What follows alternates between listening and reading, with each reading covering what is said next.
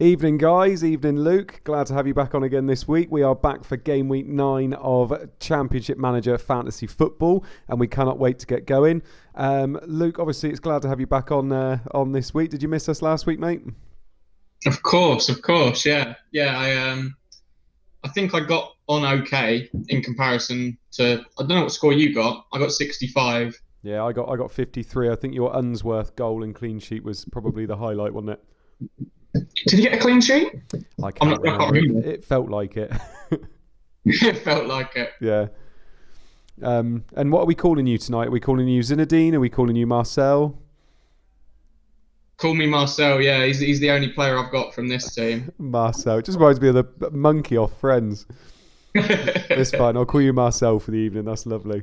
And evening to everybody in the chat as well. So I can see already we got a few people in the chat. We got Jack Brockenshire saying an evening all. FPL Cobbler. Talking about Uncle Ben. I've missed the chat there, I think. Rob Reed's in the chat. FPL Cobbler. Andrew Martin. Always get Patrice and Caprice mixed up. Same era. I wouldn't be getting Patrice and Caprice mixed up when you're out on the town. FPL Hitman's in. Auto Reclose. Adam Brown. 3 Jector Seat. Nice to see some familiar faces in there. David H. Stephen Hamilton. Lovely stuff. So yeah, obviously last week we didn't have Luke on with us. I had James on with me, but I'm so happy to get my Thursday night husband back with me, and look at him in that French shirt. He looks lovely. And Luke, obviously, it's going to be back to normal now. You're going to talk us through these team sheets, aren't you?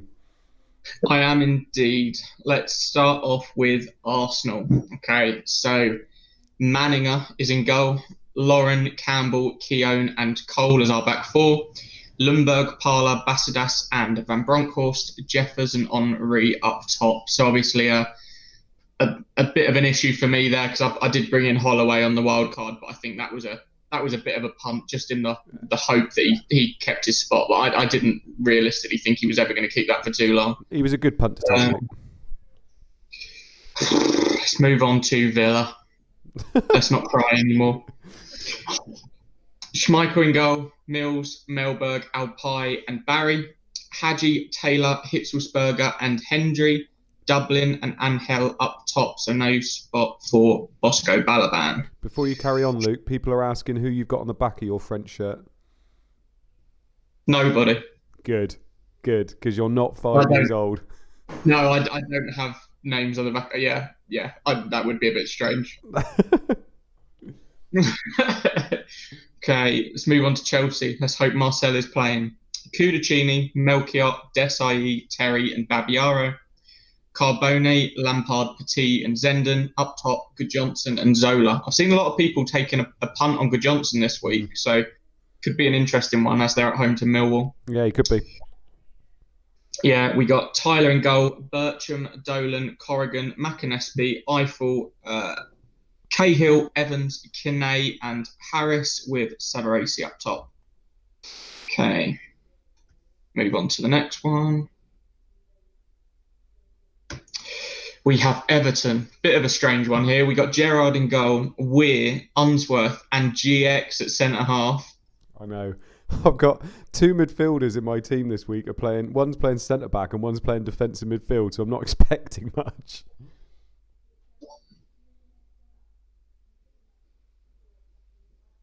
I think I've lost you, Andy. I don't know if you can hear me. Yeah, I think so. Oh dear. I cannot hear you at all. I'm assuming that's your internet. Oh, that's weird. I can see you absolutely fine, mate, and everything's going through fine. That's good, isn't it? All right, there you go. I'm back. Lovely. I can hear you again. Okay, we got McAteer and Naismith as our wing-backs, Gravison, Di Matteo and Pembridge. Up top, Campbell and Ferguson. Derby County, we've got Poom, Lescott, Rigger, Sigurdsson as our back three, Nicholson and Naylor as our wing-backs, Valakari, DM, Morris, Oakley as our central midfielders, with Christie and Ravanelli up top. Manchester United, Lille is in goal, Neville, Rocker Jr., Johnson and Sylvestre, Chadwick, Keane, Veron and Giggs, York and Van Nistelrooy up top. We've got the attacking arrows coming from the wingers this week in Chadwick and Giggs. So anybody that's got Chadwick, obviously we knew he was starting a few weeks ago, so if you kept him and punted on him, Could see some points coming there. Leeds, Martin, Radaby, Woodgate, Ferdinand, Mabry and Hart as our wing-backs, Bowyer, Decor, Kuehl in behind Viduka and Keane. So Hart does play this week. He seems to keep playing in the difficult games where they're not going to get any clean sheets. He's just an absolute nightmare to own at this point. You just can't go near him. I know. And a few people, by the way, in the chat are confused at who's playing in goal for for Man United as well. Yeah, we've got Bartes injured, so Lille is in. It's a strange one. Yeah. Okay, Crosley is in goal for Middlesbrough. Stockdale and Fester as our fullbacks. Atherton and Southgate at centre half. Gordon left mid, Zapata right mid, Ince and Johnston central midfield. Rickard and Boxic up top. Manchester City, Nash, McNamara, Howie, Hurtado and Mackin. Tiato and Svensson attacking arrows, Flitcroft and Horlock in midfield, Huckabee and Wanchop up top. Newcastle, Given, Barton, Marcelino, Matteo and Quinn, Dyer, Robert, Hughes and Maddison, Bellamy and Shearer up top. I think Lauren Robert had like 70% fitness, so yeah, if you own him, that could be a bit of a nightmare.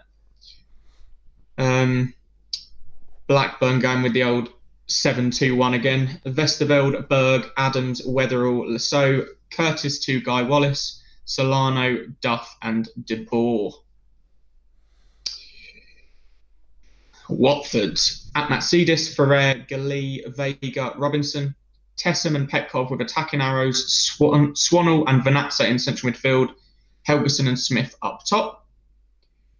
Tottenham, we've got Keller in goal, Perry, Benjevkovic and Richards as our back three, Anderson and Fortune as our wing-backs, Davies, Johnson as our central midfielders, Selakovic with a nice attacking arrow with Everson and Rebrov up top. Bolton, Jaskalainen, DeVos, Hendry, Cooper, Southall and Gardner with very nice attacking arrows from wing-back, Sherwood and Wally in central midfield, Pedersen attacking midfield with an attacking arrow, and Gota and Wallace up top. Sunderland, I now have 3 of these starting away from home, so God, I could really do with a big Sunderland win. Sullivan's now in goal for me. Lawson, Issa, Tome and Gray. Teal and Arker attacking arrows. McCann and Medina in midfield with Sibon and Phillips up top. And we move on to our final tweet. Ipswich, Sereni, Gardso, Bramble and Haridason. Tariko and Carrick with attacking arrows from wing-back. Holland, Kumas and Miller in midfield with Pablo and Stewart up top. Dudek, Hegum, Hippia, Hencho and Risa for Liverpool at the back. Partridge and Barnby with attacking arrows on the wing. Murphy and Berger in midfield. Owen and Fowler up top. Sforza, Clegg, Rufus, Aljo Free and Powell for Charlton. Kinsella, Wilcox and Hughes with attacking arrows. Davies with just a regular arrow at central midfield. And Yule and Bartlett up top. And the final team, Leicester, we've got Walker, Rowett, Elliott, Taggart and Delaney. McAnuff and Eadie with attacking arrows from the wing. Is it with an attacking arrow from central midfield? Wise also in midfield. Scowcroft with an attacking arrow from attacking midfield. And Sturridge up top. Lovely and that stuff. is your lot. Cheers for that, mate. That's lovely. I was almost about to interrupt you, by the way, because I didn't realise until I saw it in the chat. We have a legend in the chat. Oh, yeah. Michael fucking Jackson is in the chat.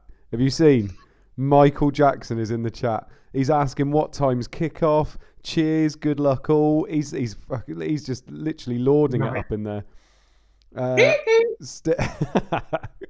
Stephen Hamilton's hoping for a thriller this week from Michael Jackson. United FPL has said, Andy, is this real life or is this just fantasy? Idiger Johnson hat-trick this evening. Did you see that on my timeline? I did. Yeah, I thought it was quite good. I put, is this real life after a tweet? I can't remember what it was now. And then people kept following it after saying, like, doing the Queen lyrics. I thought it was quite good. FPL Tubes, I still cannot get over FPL Irons as white-faced dog Bonner. It's really, really... It's spot on. Yeah, it's spot on. If we ever do a Halloween meetup, I'm not doing blackface. I'm not. I refuse. Piss off. Yeah, it's probably best. Our career would be gone, wouldn't it? If this is a career. All the Michael Jackson messages are coming in now. FPL Cobbler, it's not black or white as to whether this will be a strong week. Alan Matadi, Curtis in central midfield for Blackburn. Maybe I should have benched him. Shouldn't have benched him after all. Yeah, but that's still no guarantee he's going to do anything, unfortunately. David H, Andy, are you okay? Are you okay? Are you okay, Andy?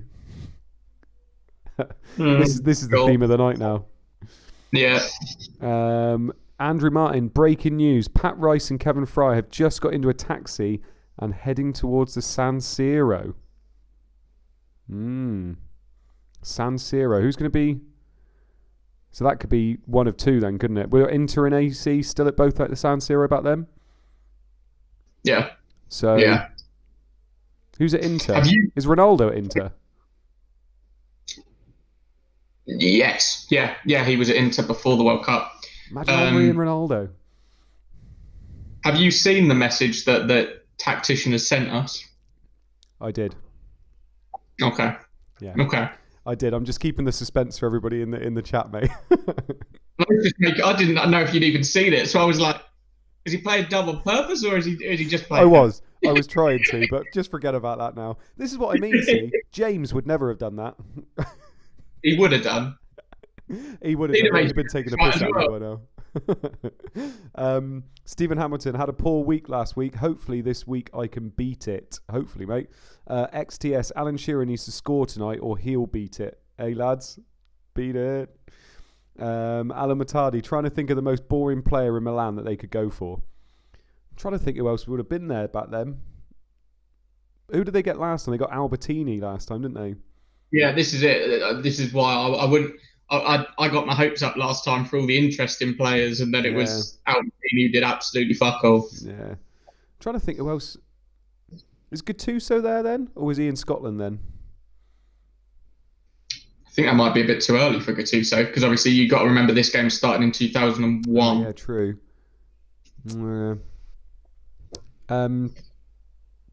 Yeah. Anyway, I'm sure there's going to be some people in the chat that will let us know. Ambrosini. Nice chat. Nice shout, that one. Yeah, interesting. I think we're going to find out at half-time, aren't we?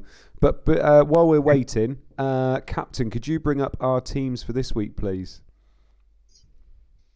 There we go. God, that gap is getting bigger and bigger, isn't it?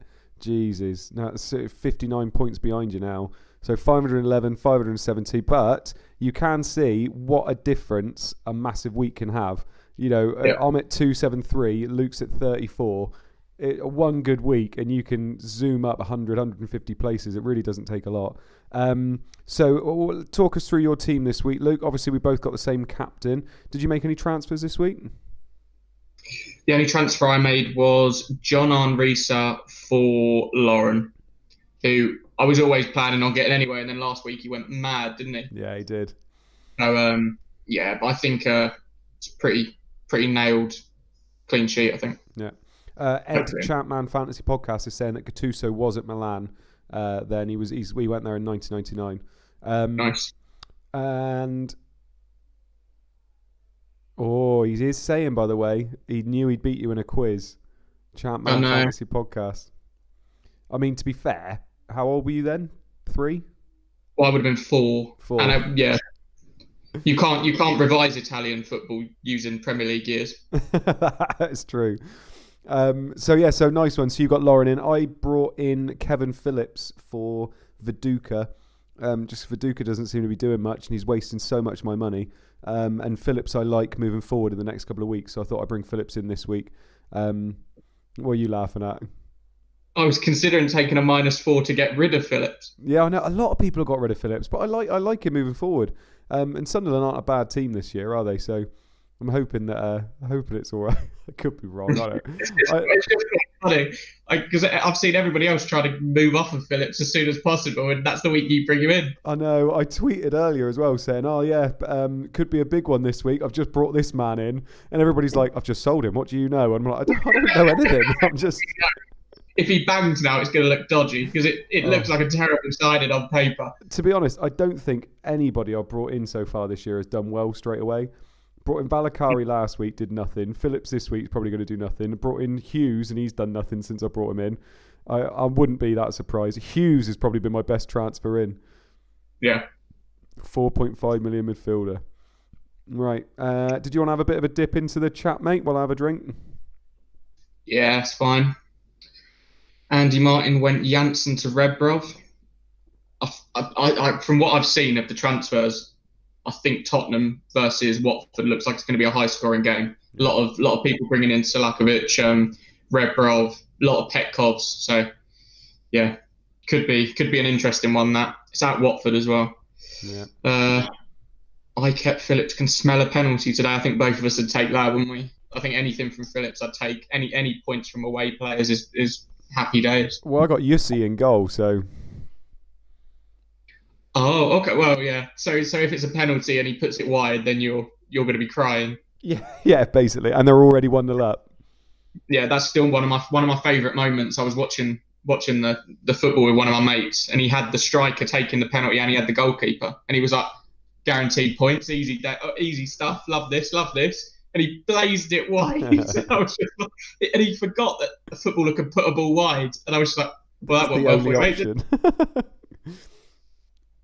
Oh well, we've got some stats for you all as well. Have you got them on your phone, Luke? I can get them. Okay.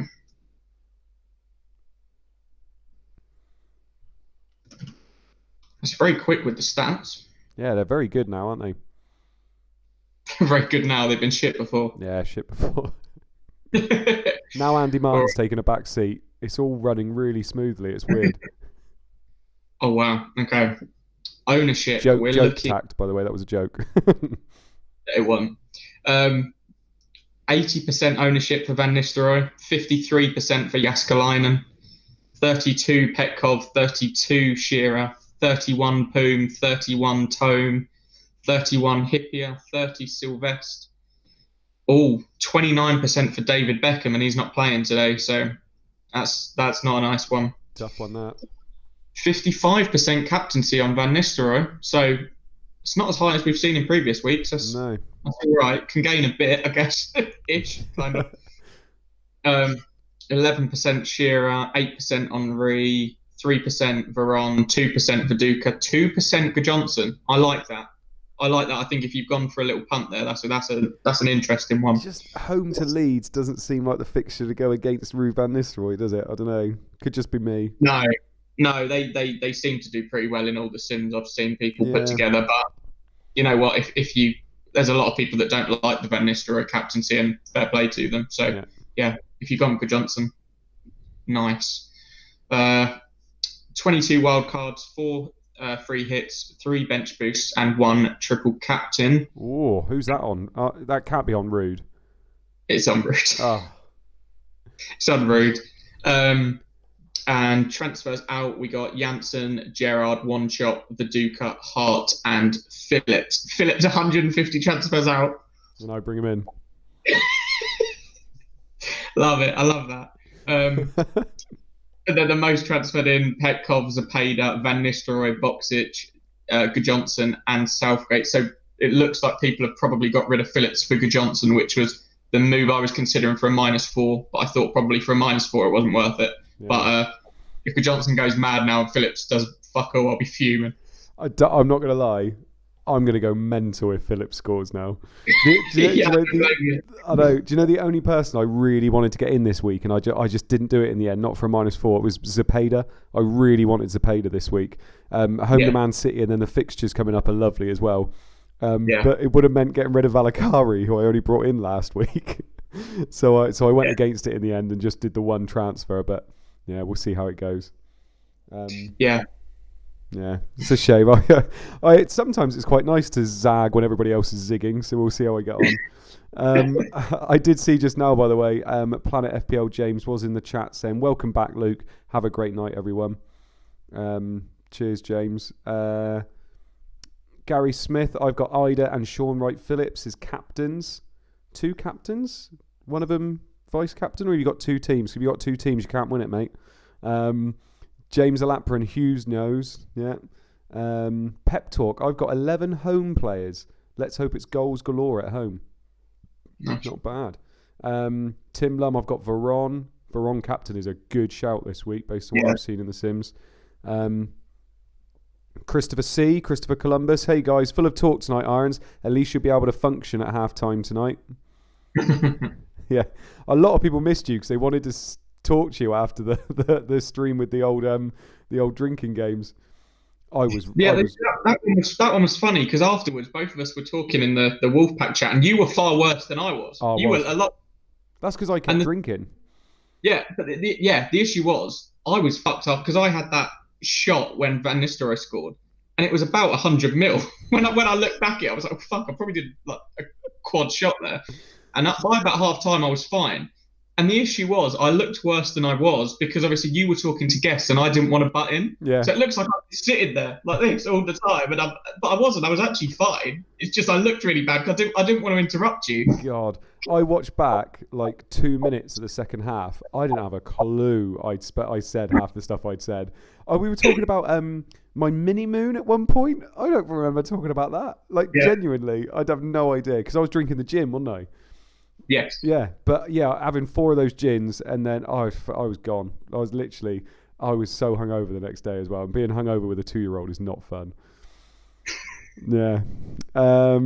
Christopher C, I've done Rude captain, first time since game week 3, overall rank 99, hoping to stay in that top 100. I think anywhere around the top 100, you're pretty good at the moment. I think, what's the guy at the top got at the moment? Oh, the guy at the top was well ahead last time I looked. He's screaming, isn't he? Yeah. No, I'm back on Rude captain as well. I haven't captained him for 3 game weeks, so I'm feeling a bit. I felt a bit brave, but no, I'm back on him again, being boring. Connexon, nope. FPL Glasgow, where are all the Petkov captainers? That's a great shout against Spurs at home.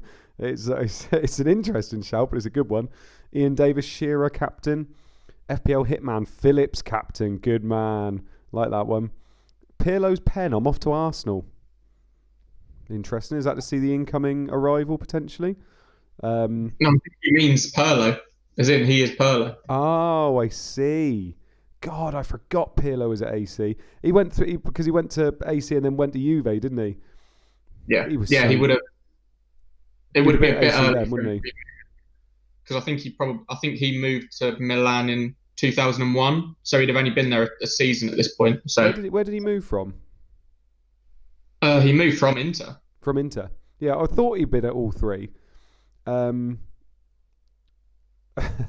Ronarid 9. Am I alone on Zenden, skipper? Then yes, probably. I captained Zenden last year, didn't I? In that double game week. Yes. Did he do anything? He did. Yeah. He got a goal in the second game. Nice. Fucking, I don't know why I captained Zenden. Connexon, he's not that far ahead anymore. That sounds like somebody that's either in the top 10 or just been keeping tabs on him. Pep Talk Mode, you shouldn't really call Irons a 2-year-old. He at least looks older than that. No, he wasn't around my house. We're not breaking rules, are we, Luke? No. Adam English, I've reeled in the guy at the top, although on a -8 this week. Is Adam English up there again? Yeah, he's pretty good. He's third. He's third, and he's 13 points off top. You know what he needs to do, don't you? What does he need to do? He needs to get a girlfriend. Jesus. All over the country, the players start making their way out of the tunnels. In the pick of tonight's action, we see the champions take on last season's runner-up Leeds at Old Trafford. At Old Trafford in what promises to be a feisty encounter. Russell Levy, Zepeda captain, rolling the dice. I like that captain pick. I really did want Zepeda this week. FPL captain, I think you are in the minority, Ronarid 9. Unlucky.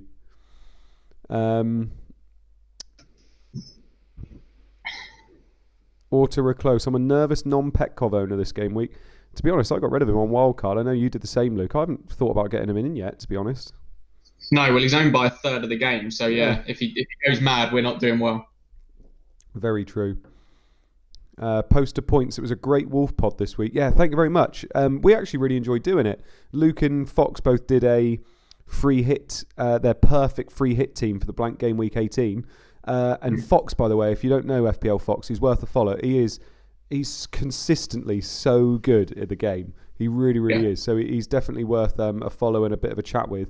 He's one of these guys, though, that doesn't really join in with the chat loads, but he just consistently does well. And I think because he doesn't chat, that's why he does well.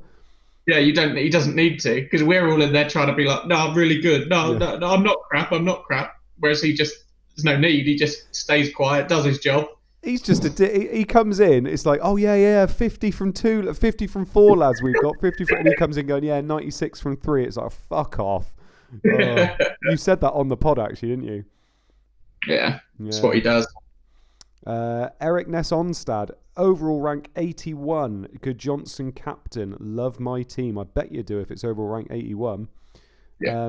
Inns Breckin. Evening all, big expectations tonight. It's big expectations every night, but it never fucking happens. Not for me anyway. I'm still waiting for one big week. Yeah. FPL JJ is in the chat. He had an operation today. Good evening, gentlemen. Hope you're feeling all right, JJ. Hope your recovery is good as well. ChampMan Fantasy Podcast, FPL mode and FPL mode. I'm assuming he meant you in one of those as well. I enjoyed your pod this week as well. Thank you very much. FPL Glasgow, cracking pods by all this week. Planet, Wolfpack and Dive. To be honest, I feel like we're at a bit of it's a tough road at the moment for anybody making content or doing pods, because things change daily at the moment and we're doing stuff and within 24 hours it could be out of date, can't it? Yeah. No, it's a nightmare at the moment.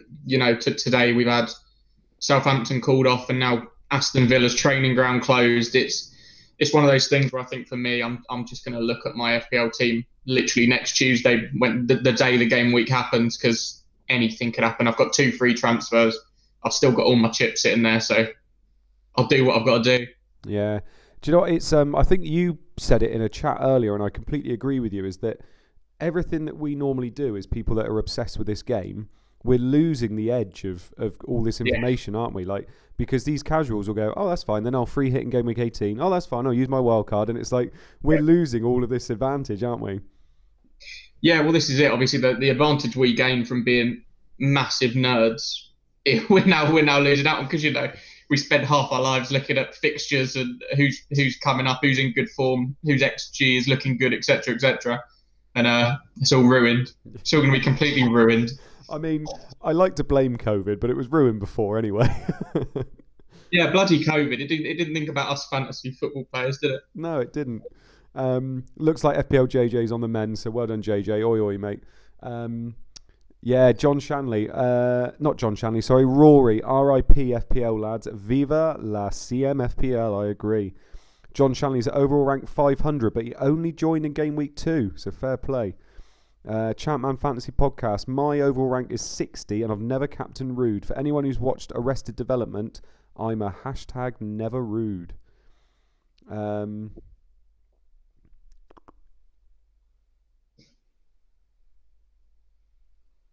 Sorry, I was just reading one. I was a bit confused, but I'll skip past that one. Yeah. Christopher C. Off topic 2. Can we send thoughts to Chappy FPL on Twitter? He's had to miss the birth of his child because of a COVID positive test in the family. That is proper shit. Yeah, thoughts with you, mate. It's not nice having to miss the birth of your child. But it makes up for it when that child comes home, believe me. Andrew Martin, can't wait for 2 times ChampMan streams next week. Whistles blow around the ground as game week 9 kicks off. Where will we heading first this week? Go on then, Luke. Where are we heading first, mate? We are heading to... We're heading to Old Trafford. There's going to be a goal for Chadwick. Really? Yeah. Interesting. Do you know what I'm going to say? I'm going to say there's going to be a goal at St James's Park. Robert is going to score, and then he's going to come off 5 minutes later. Nice. It wouldn't surprise me at all with this game. No, I know. Michael Den4 says, hi, lads. Talon Nadeem, evening all, just in time for kickoff. I know you were saying about just how good Talon Nadeem is doing all the stats in ChampMan, but also he is bloody good at all the Premier League stuff as well, isn't he? Yeah, it's the reason I went for triple Man City and also kept Bruno, because he said, oh, Man United might end up playing Burnley in the blank. Watch out for that. And I think he also was the one that said City might play in the blank and then have a double. He's all over it. Very, very, very good. Yeah, he's very good. Oh, quite a few people are having guesses where we think we're going to go. FPL Cobbler says Riverside. Innsbrucken. Kevin Campbell, first goal scorer. It could be. He got an assist last week or a goal. I can't remember which one now. Boxic. Connexon says Ipswich. Pablo. Could be. I don't know what's happened to the pings, by the way. It didn't happen that time, did it? No ping, and there wasn't a tweet in the first minute. Oh, disgusting. On past a minute. You know what it is, don't you? They're just getting complacent. Yeah. To be honest, I think is it Panda on the comms this week? Oh, is it? He's very good on the comms. Probably the best. You like him, don't you? You get on with Panda. Yeah, he's a cracking bloke. Early injury news here, and it's Julio Arca who's down clutching his shin. It looks bruised, the stretchers are on, and he's off. David Bellion is on. Bolton 0, Sunderland 0. I won't lie, mate. I absolutely love that injury. I like that a lot. People are not going to be happy in the chat. I can tell you that right now. Nah, fuck them.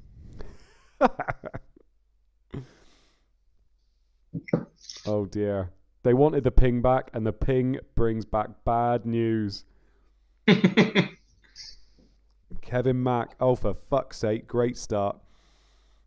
Adam Brown. Arca on the bench for me. Jesus, fair play benching Arca. Yeah, FPL Blackadder. No gash. No, there was no gash on the pitch. People are not happy about this. Alan Matardi. Arca 1 pointer for fuck's sake. Rob Reed. Harsh. It is harsh for all those owners. Non-owners, it's lovely. The first goal has gone in, but where, you ask? We're heading to the Riverside, motherfuckers. If it's Cepeda. You could get a goal there. You've got one chop. Yeah. I'm not backing it, to be honest. No, neither am I. No. If it's Southgate, remember I got rid of him on Wildcard. He's done absolute bits since, hasn't he? He's smashing it. Oh. I'm gonna say it's Hamilton Rickard. Are you? I've got a horrible feeling it's Cepeda. Yeah, people are hoping for Cepeda, Boxic, Gordon. God, do you remember when Gordon was in every team at one point last year? Yeah. Was he 5 million defender playing left mid? Yeah. Yeah, United FPL Arca goal. Arca off will now affect Phillips' chances. Middlesbrough 1, Man City 0. It is a goal for Cepeda. Assist at Alan Johnston. Cepeda with the goal. Drink. I'll tell you what. Anyone that owned Arca probably should have gone Cepeda. Let's go for a bit of hindsight. Captain Hindsight come out. Oh, fucking this game, honestly. It would have been for a -4, so I wouldn't necessarily be that up in points. But it was my peg transfer. And Valakari could still do something. Playing at defensive mid. Right, defensive midfield. GX could do something, couldn't he? Playing centre-back. Centre-back, yeah. You get more bonus points, though, if they keep a clean sheet? Fuck knows. That Cepeda goals put us both on tilt already. Couple yells. Twato commits a cynical foul 30 yards out. Cepeda places the ball down, and you can see he only has one thought as he strikes the ball sweetly, and it rockets into the back of the net. Wow. Yeah, Andy Martin, Cepeda is my player of the season. What a signing, Borough. I do agree. John Shanley, Cepeda couldn't wait until game week 11. Nope, not by the looks of things. Russell Levy, Captain Cepeda strikes early. Fair play. FPL Captain, moved Arca on for Cepeda. Captain, why don't we hear about all the moves you do that don't work out, mate? That seems a bit dodgy. No, he's team mode, mate. I've got to go with him. Oh, I don't know about that. He's in the inner circle. It's weird as well because he showed us his team and he didn't have Arca in his team, did he? That was 5 minutes ago. He did have Arca, is what you mean to say. Sorry, he did have Arca. And he captained him. He did, didn't he? Weird. And he left our chat, didn't he? And said, I just need to go and talk to Disable. Yeah. Really weird. Could just be completely innocent, to be fair. But Could well be. done, mate. Well done. FPL Boyo. Oh my God, Susan Coleman is a special guest with FPL Mode today. Huge fan. I think that's the woman off of Peep Yeah, I Show, know. isn't it? No, we've decided. No, we've decided Luke is White Ogbonner. That's it. We're not going anywhere else now. FPL Panic. Evening all. Just tuned in 2 minutes. 2 minutes in, I see I already have an injury. Yeah, hopefully you have a goal now to go with it. Andy Martin's going to investigate what captain's been doing. I think that's a good idea. Yeah. Although he is team mode. Adam Brown, if you were doing drinking games this week, you'd be stone cold sober. Yellow cards to tell you about after 7 minutes. Titus Bramble has been booked. The same with Danny Tiato. He has been booked as well. So not a good couple of minutes for Tiato there. Pep Talk, FPL Hitman. I think you find it's Pep Roulette every time I have to pick my ChampMan team. Yeah.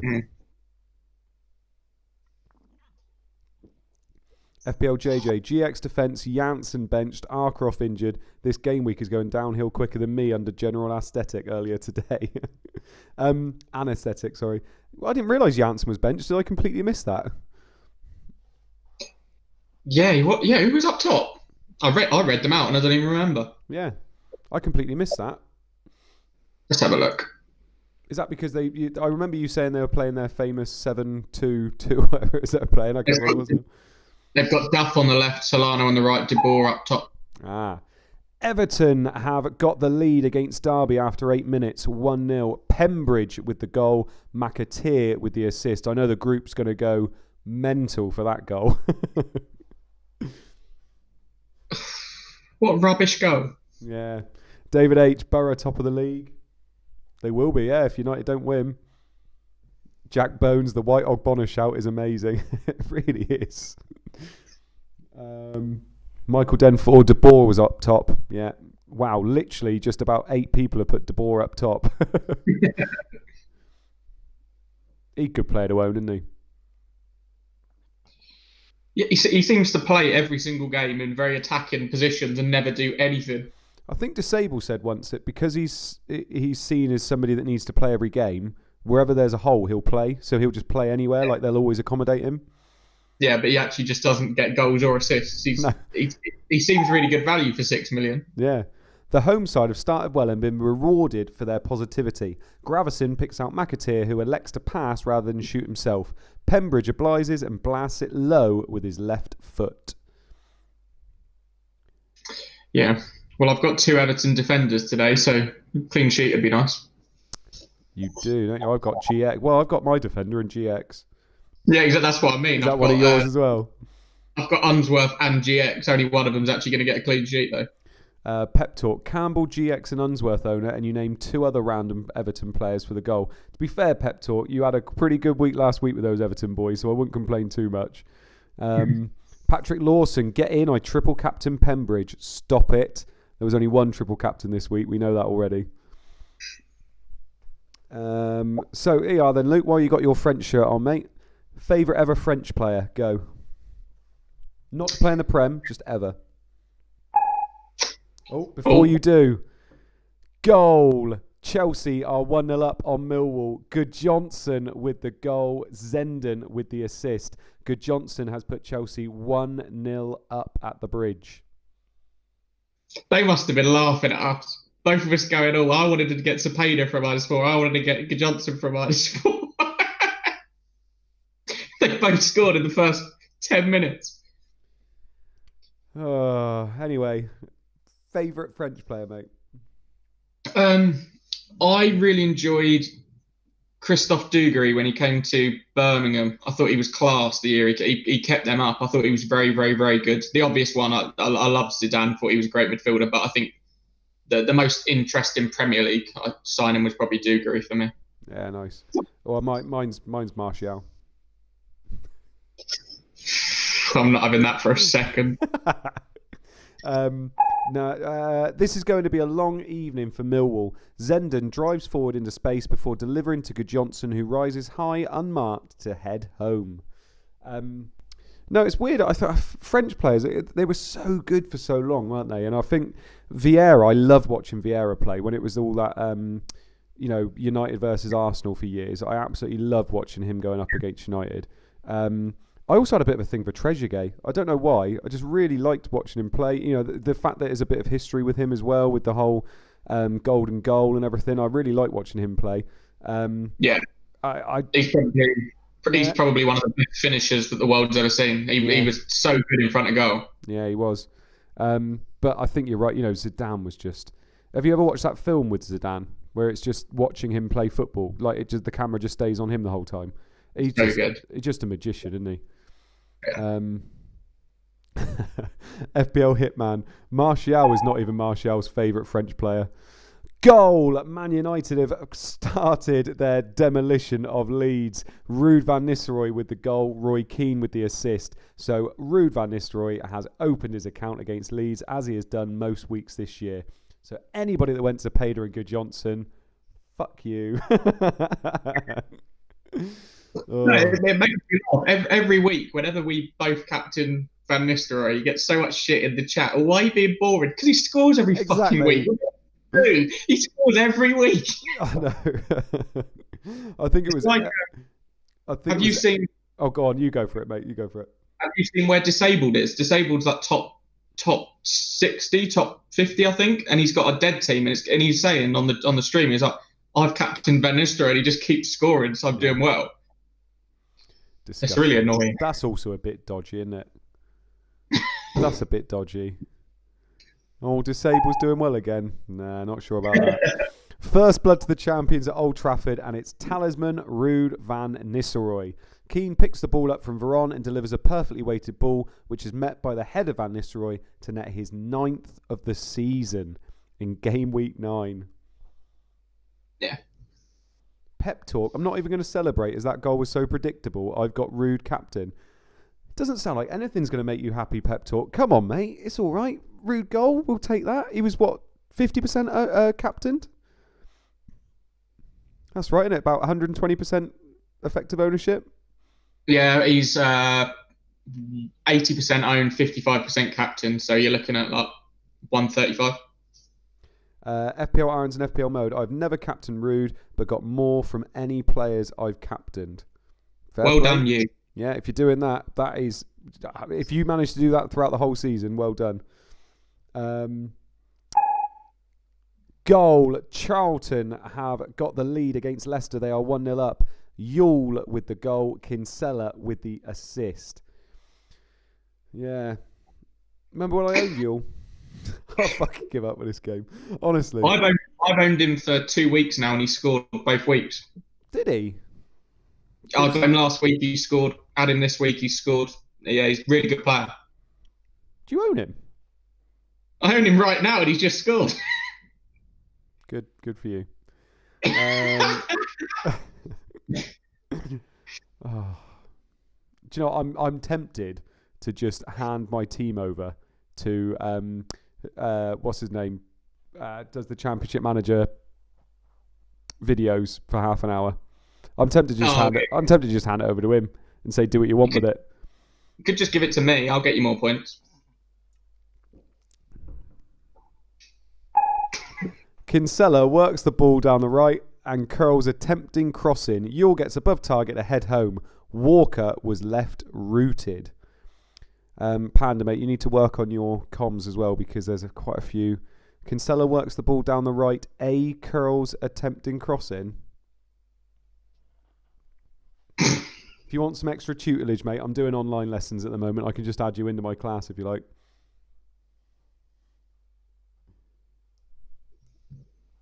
You're horrible. He loves it. He loves the attention. Carl JB, 3 goals out of the 5 so far. Nice. Gary Smith, give it to me. Auto reclose, just sit and drink each week instead. That's literally what I'm doing now. Patrick Lawson, oh bollocks, it was rude. I captain Boxic. Row captain picks really don't get rewarded in this game, do they? We're 16 minutes in. Bolton 0, Sunderland 1, goal scorer. Sibon assist Medina. So Sibon with the goal, Medina with the assist. Bolton are 1-0 down to Sunderland. How has that happened? I own Teal and Phillips, and Arca's gone off injured. How have I not got anything there? I've got their attacking right mid and their prolific striker. I also played Yussi instead of Sullivan, so I'm really hoping that Bolton do score at some point.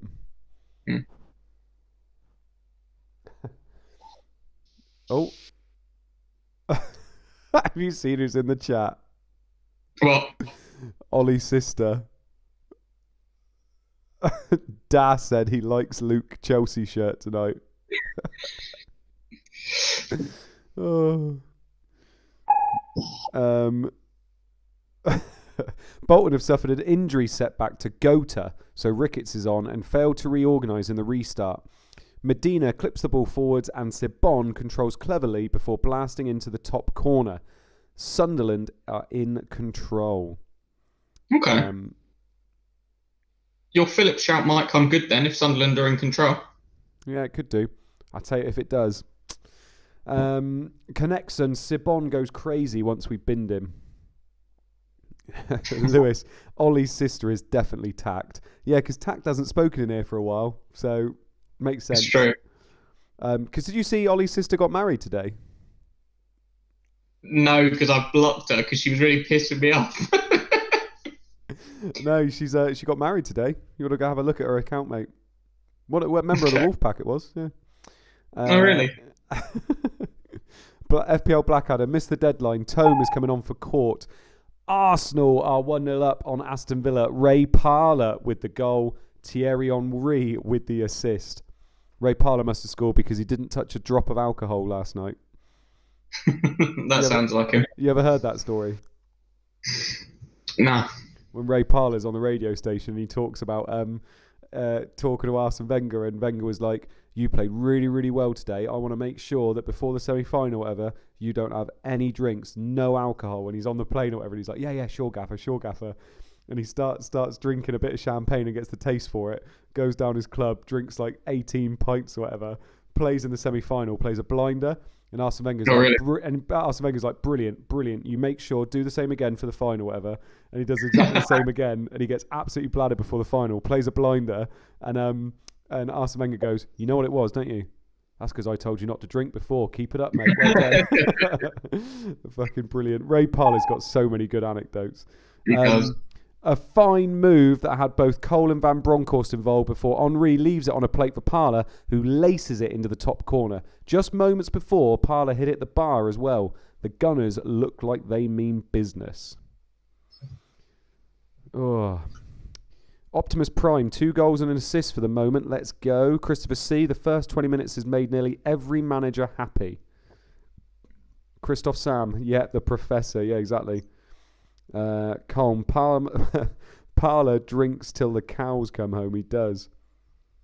Disable saying it's a good one, that one. Disable, quick resim. Optimus is doing well. Oh. Adam Brown, read How Not to Be a Professional Footballer by Paul Merson. Lots of old Arsenal stories.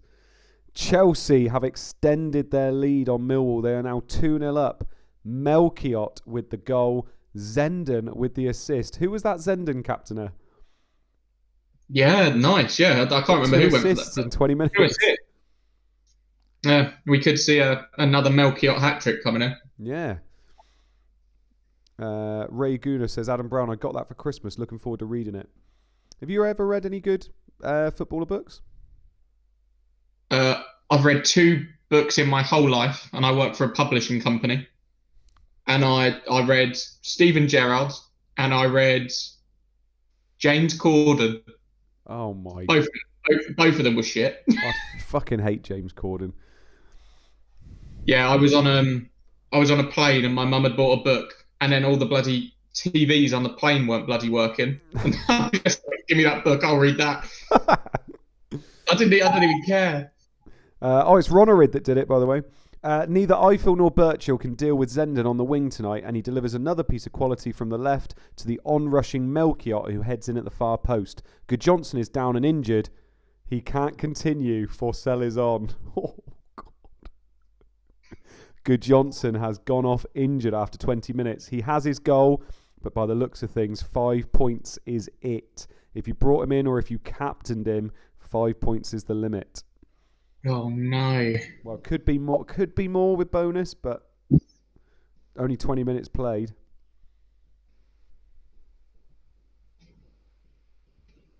I'm waiting for the reaction. Oh God, that's so bad. Here we go. Christopher C. Oh, Eric Ness-Onstad. Fuck off. Innsbrecken just laughing. Christopher C. Imagine owning Good Johnson and Harker. Charlton have lost a goal against Leicester. Leicester have equalised. Scowcroft with the goal. No assist. FPL Bernie Mac. Have you read Ogbonna's book, Man Like Irons? I like that. Oh. This is what happened with me with Good Johnson last year, wasn't it? Remember when I brought him in? He got injured in the first 20 minutes then as well. Yep. Jack Brockenshire. Tim Howard's book is really good. Is it just a swear word every other word?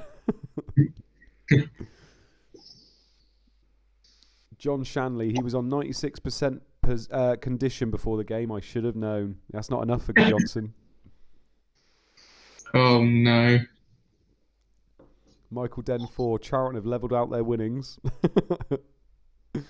FPL panic. Leicester have extended their equalising. The Foxes pull level. A goal off scramble sees Uncle Dean Sturridge kept out by Schwarzer, but Scowcroft was on hand to tap home. They've been pushing for a goal since going behind, and they've got it. Andy Martin says, by the way, that there's a big stream Sunday night. Arca and Ida injuries. I'm going back on. Nice. Andy Martin, can you put in the chat, how are you doing overall rank this year?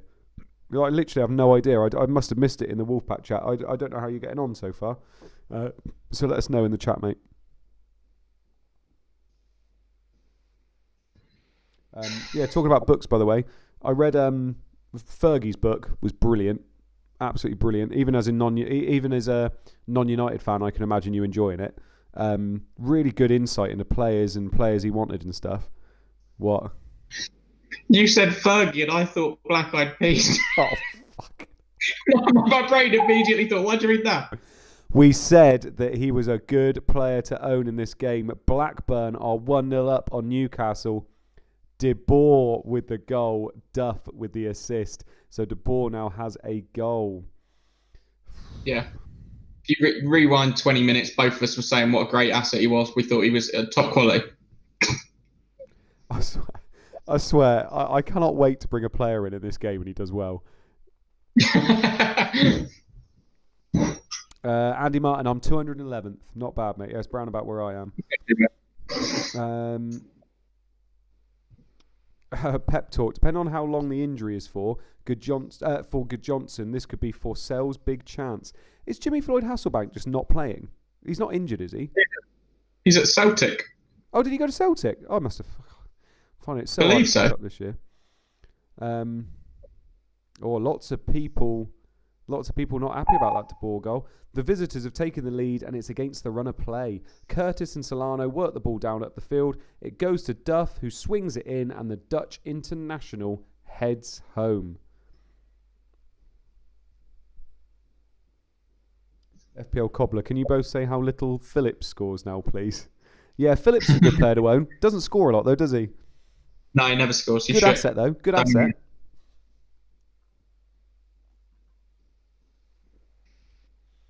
Darcy K. Say it every week. Yeah, I own Janssen. De Boer ruined Janssen. Janssen was so good at the second half of last season. It's such a shame to see him not doing anything now. Yeah. You seen someone's username in the chat? Extended their losing, says De Boer, finally a return.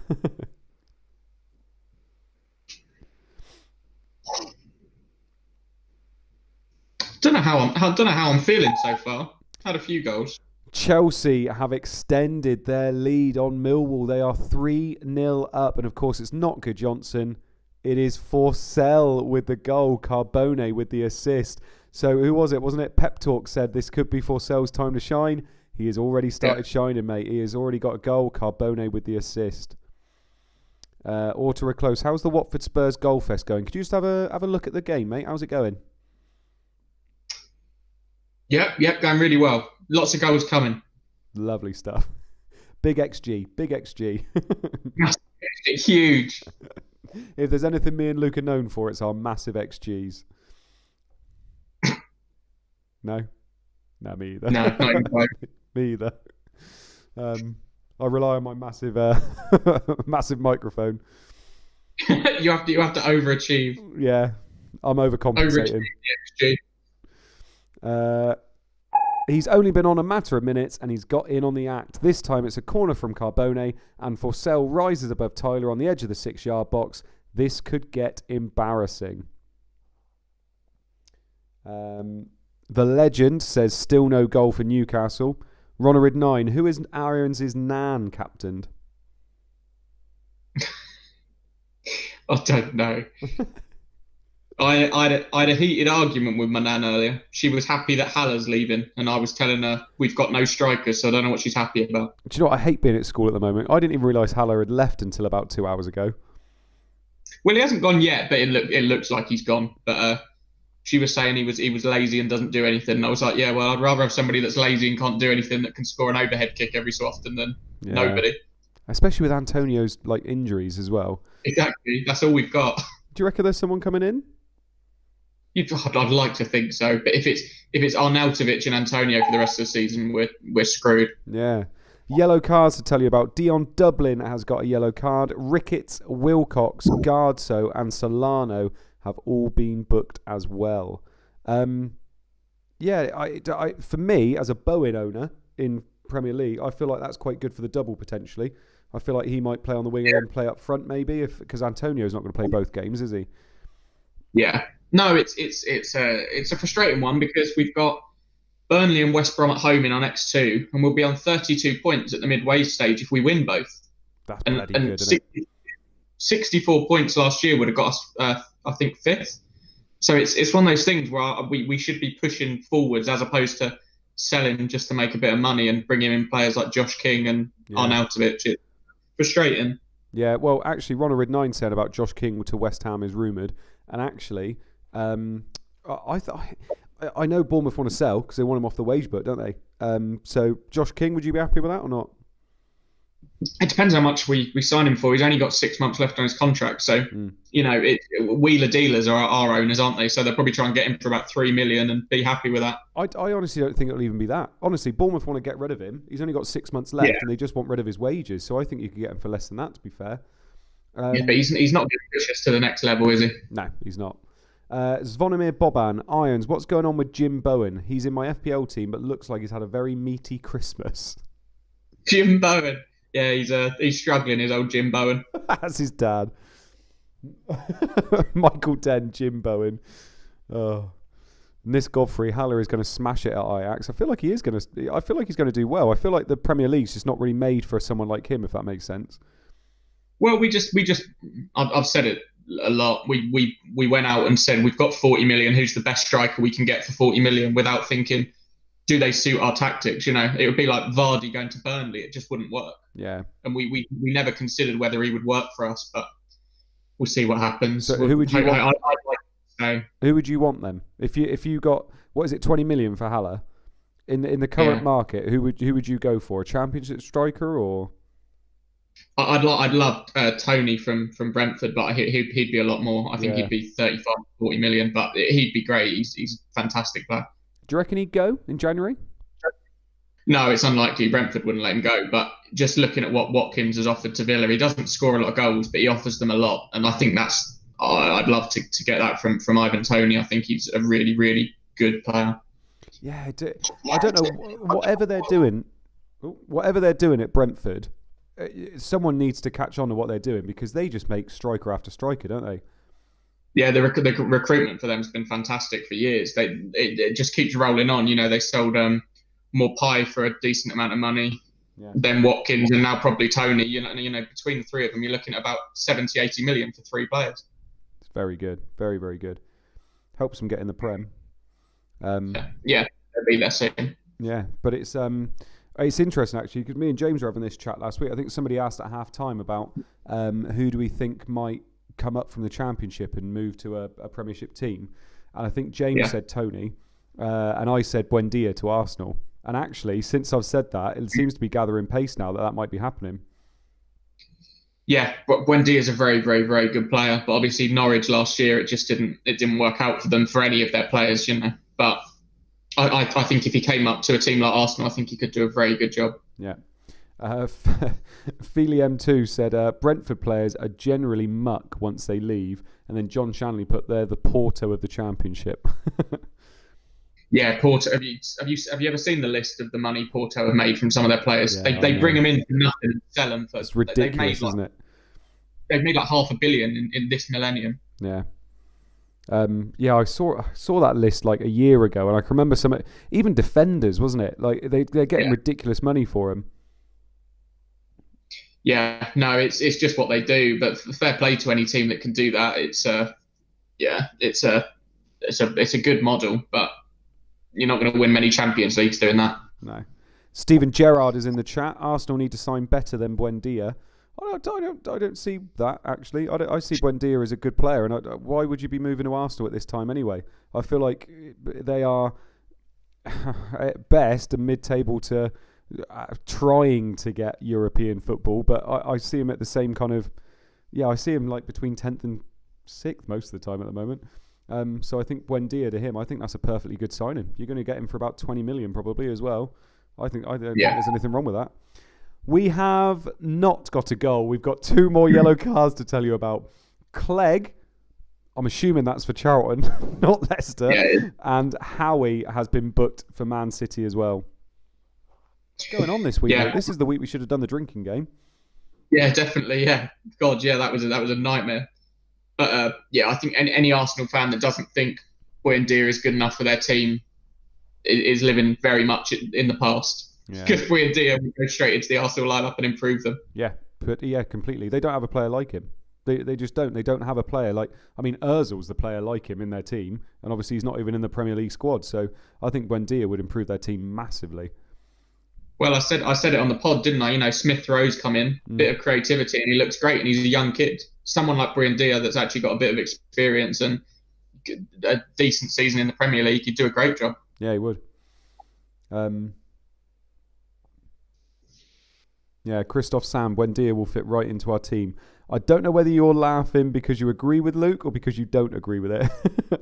FPL Finn, I take Buendia at Arsenal for sure. Yeah, no, completely agree. I really actually like the basis of what Arsenal are doing in terms of, like you said, Smith Rowe, Saka, Martinelli. You've got a really nice, exciting, young nucleus to your team. It's just you don't have that person that can unlock defences. And actually, Aubameyang's not doing a lot this year, is he? And Lacazette seems to be on and off as well. So I feel like there's some key bits missing. Whereas I think Buendia, even if it's just for a couple of years, could do a real job. Stephen Hamilton, would Buendia want to leave to play in the Championship next season, though? Very true. Although they're doing better now. I think relegation talk was always a bit premature, wasn't it? Stephen G, if Arsenal want to make top 4 strides, Buendia is not the target you should be going for. You have to aim for better. We have a goal, finally. It is scored by Liverpool against Ipswich. Michael Owen with the goal, Hegem with the assist. But you're saying, Stevie G, you're saying that Arsenal want to go for top 4. When are they going to make top 4? I cannot see them. No. I cannot see them making top 4 in at least the next 2 years. You have to build to it. So you bring in players that can slightly improve you to start with. You can't all of a sudden, they're not going to go out and sign the world's best players with 300 million, are they? It's just not going to happen. So you slowly build there and bring in players you might be able to improve. Buendia is somebody that can do that. Yeah. He can be a top 6 Premier League player. Yeah. I will say, by the way, I know we do it online and during the pod sometimes. Me and Luke have very, very similar minds and we think, but we do disagree with quite a few things as well, don't we? It's rare. It's weird. We didn't expect to always agree, but it does happen quite a lot, weirdly. Yeah. Hegem drives up the right wing before delivering to Owen, who shows his class, taking the ball in his stride before curling into the far corner. It looks like the fullback is in some discomfort, though, as he celebrates with the goal scorer. Oh, God. This is the fucking week from hell, this is. Actually, most people are quite happy about that. Most people have either sold Hegem or have him on their bench, so they're probably quite happy if he's going to go off injured. Yeah. Or close. Arsenal are rebuilding. I agree. Yeah. Yeah, Hegem's so good. He's been good this year, Hegem, hasn't he? Yeah, he's a good player on this. Yeah. Yeah, I bought him in. Oh no, I didn't. I bought in Risa on the wild card. It was between him and Hegem. But yeah, from a good substitution to tell you about. Hegem has had to go off injured for Jamie Carragher. So Liverpool are 1-0 up on Ipswich, but Hegem has had to go off for Carragher. There is also a yellow card for Christie, and Atherton and Mackin as well have also been booked. So Christie, Atherton and Mackin have also been booked.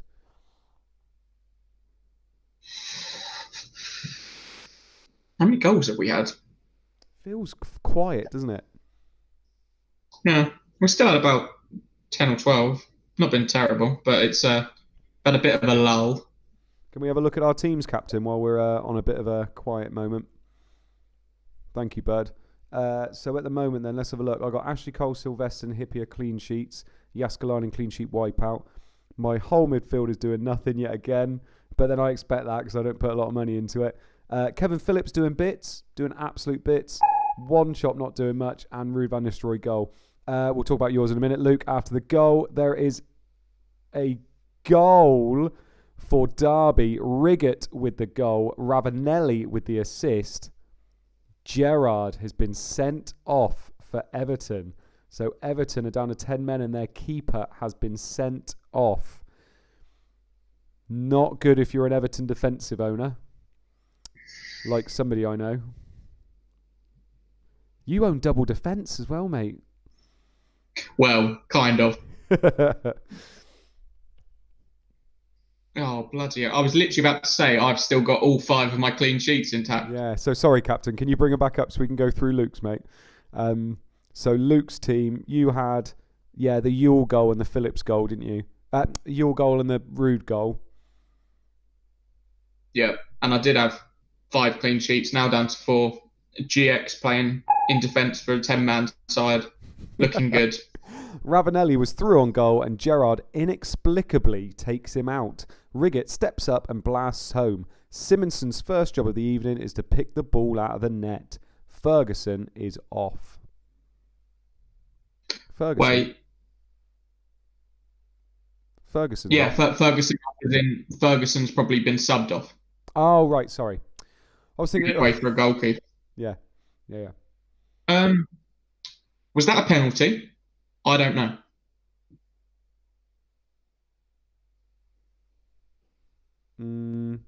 Because it just says Riggett steps up. I'd assume it's a penalty. I thought, was Burley not playing?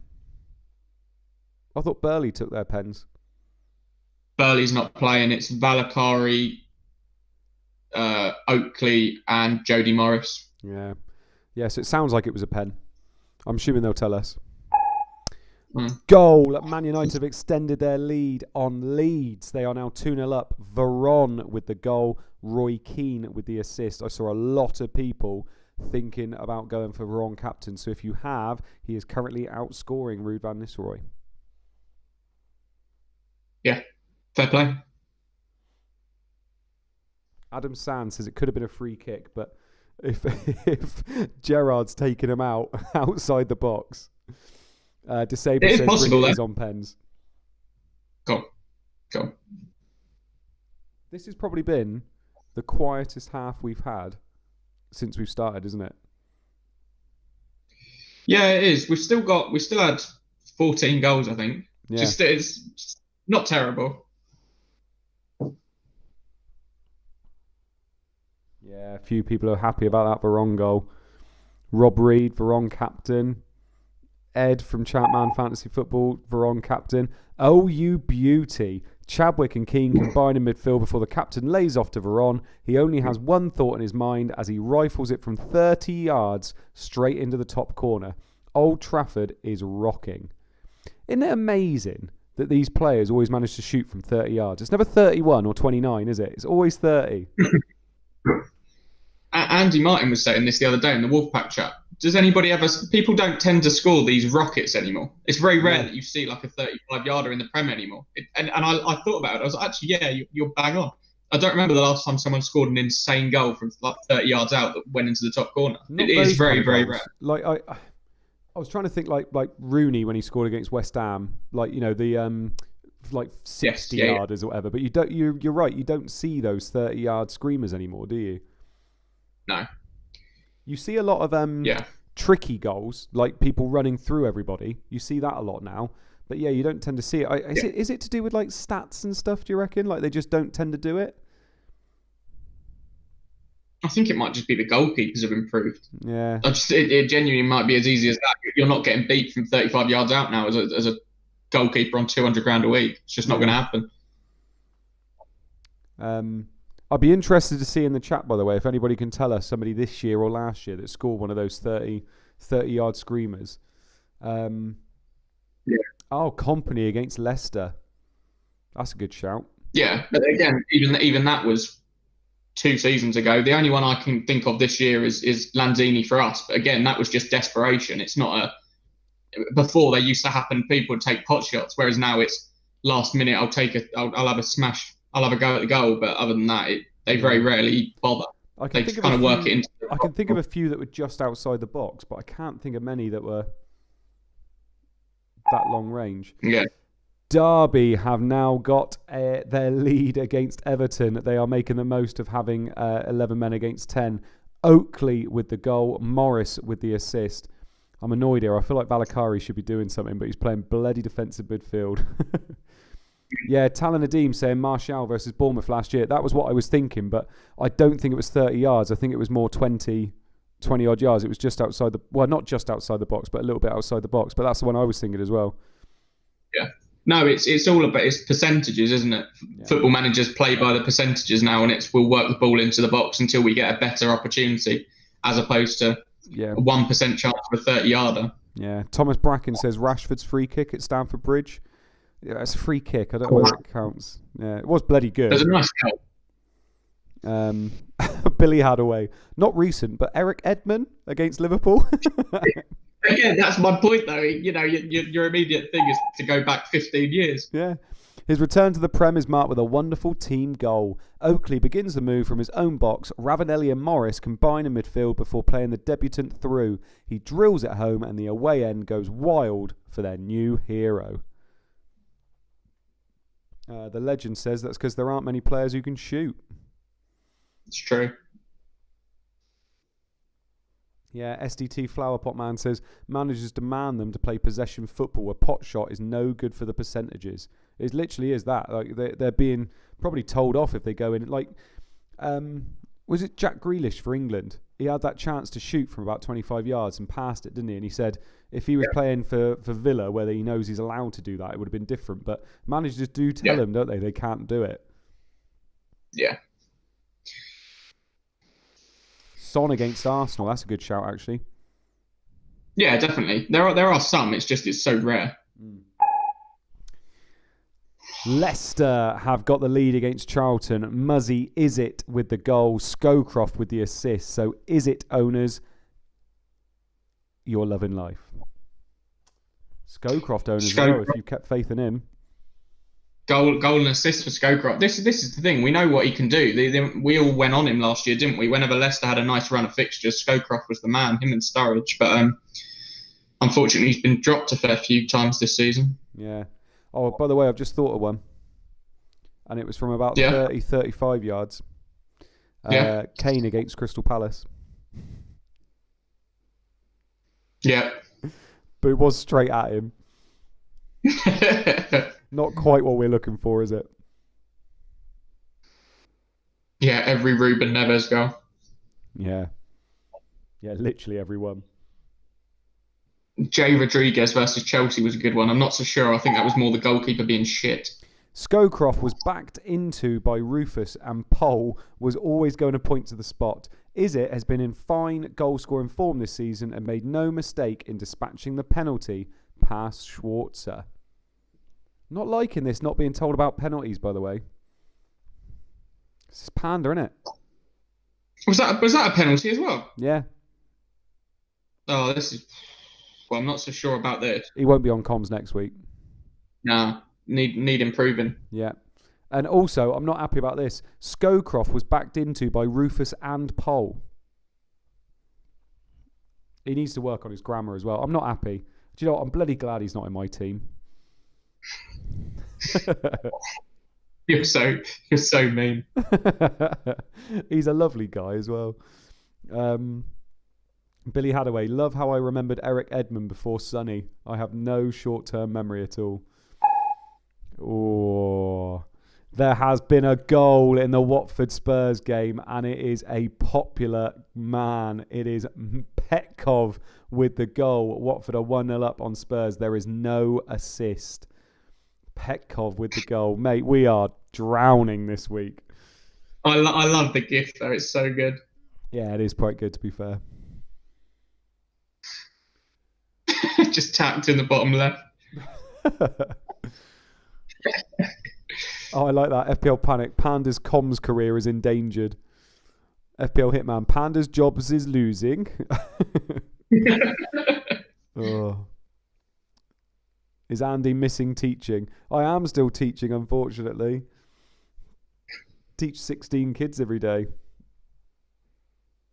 Yeah, people are very, very happy about that Petkov goal.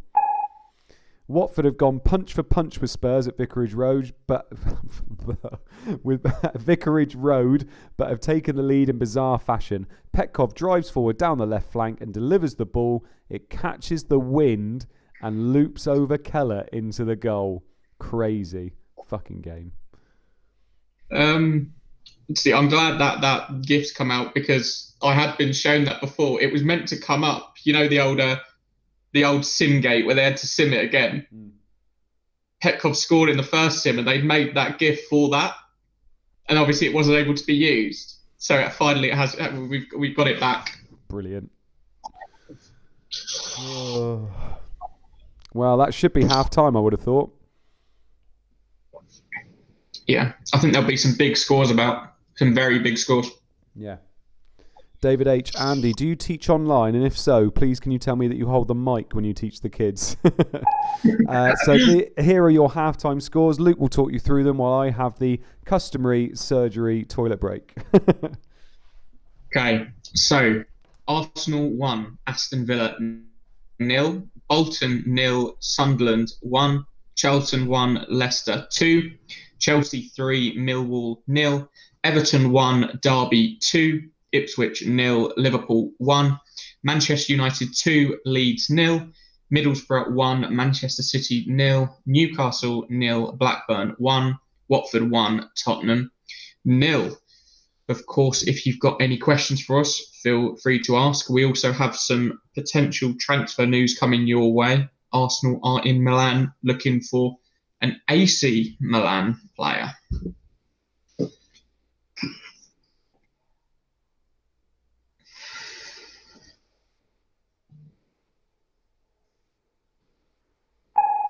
Put the kettle on and do whatever you need to do. We'll be back in 10 for the second half of game week 9. Needs a little bit more fortune in the second half. Not been going my way so far. Yule and Ruud van Nistelrooy goals for me. I assume there's probably some of you out there with 4 or 5.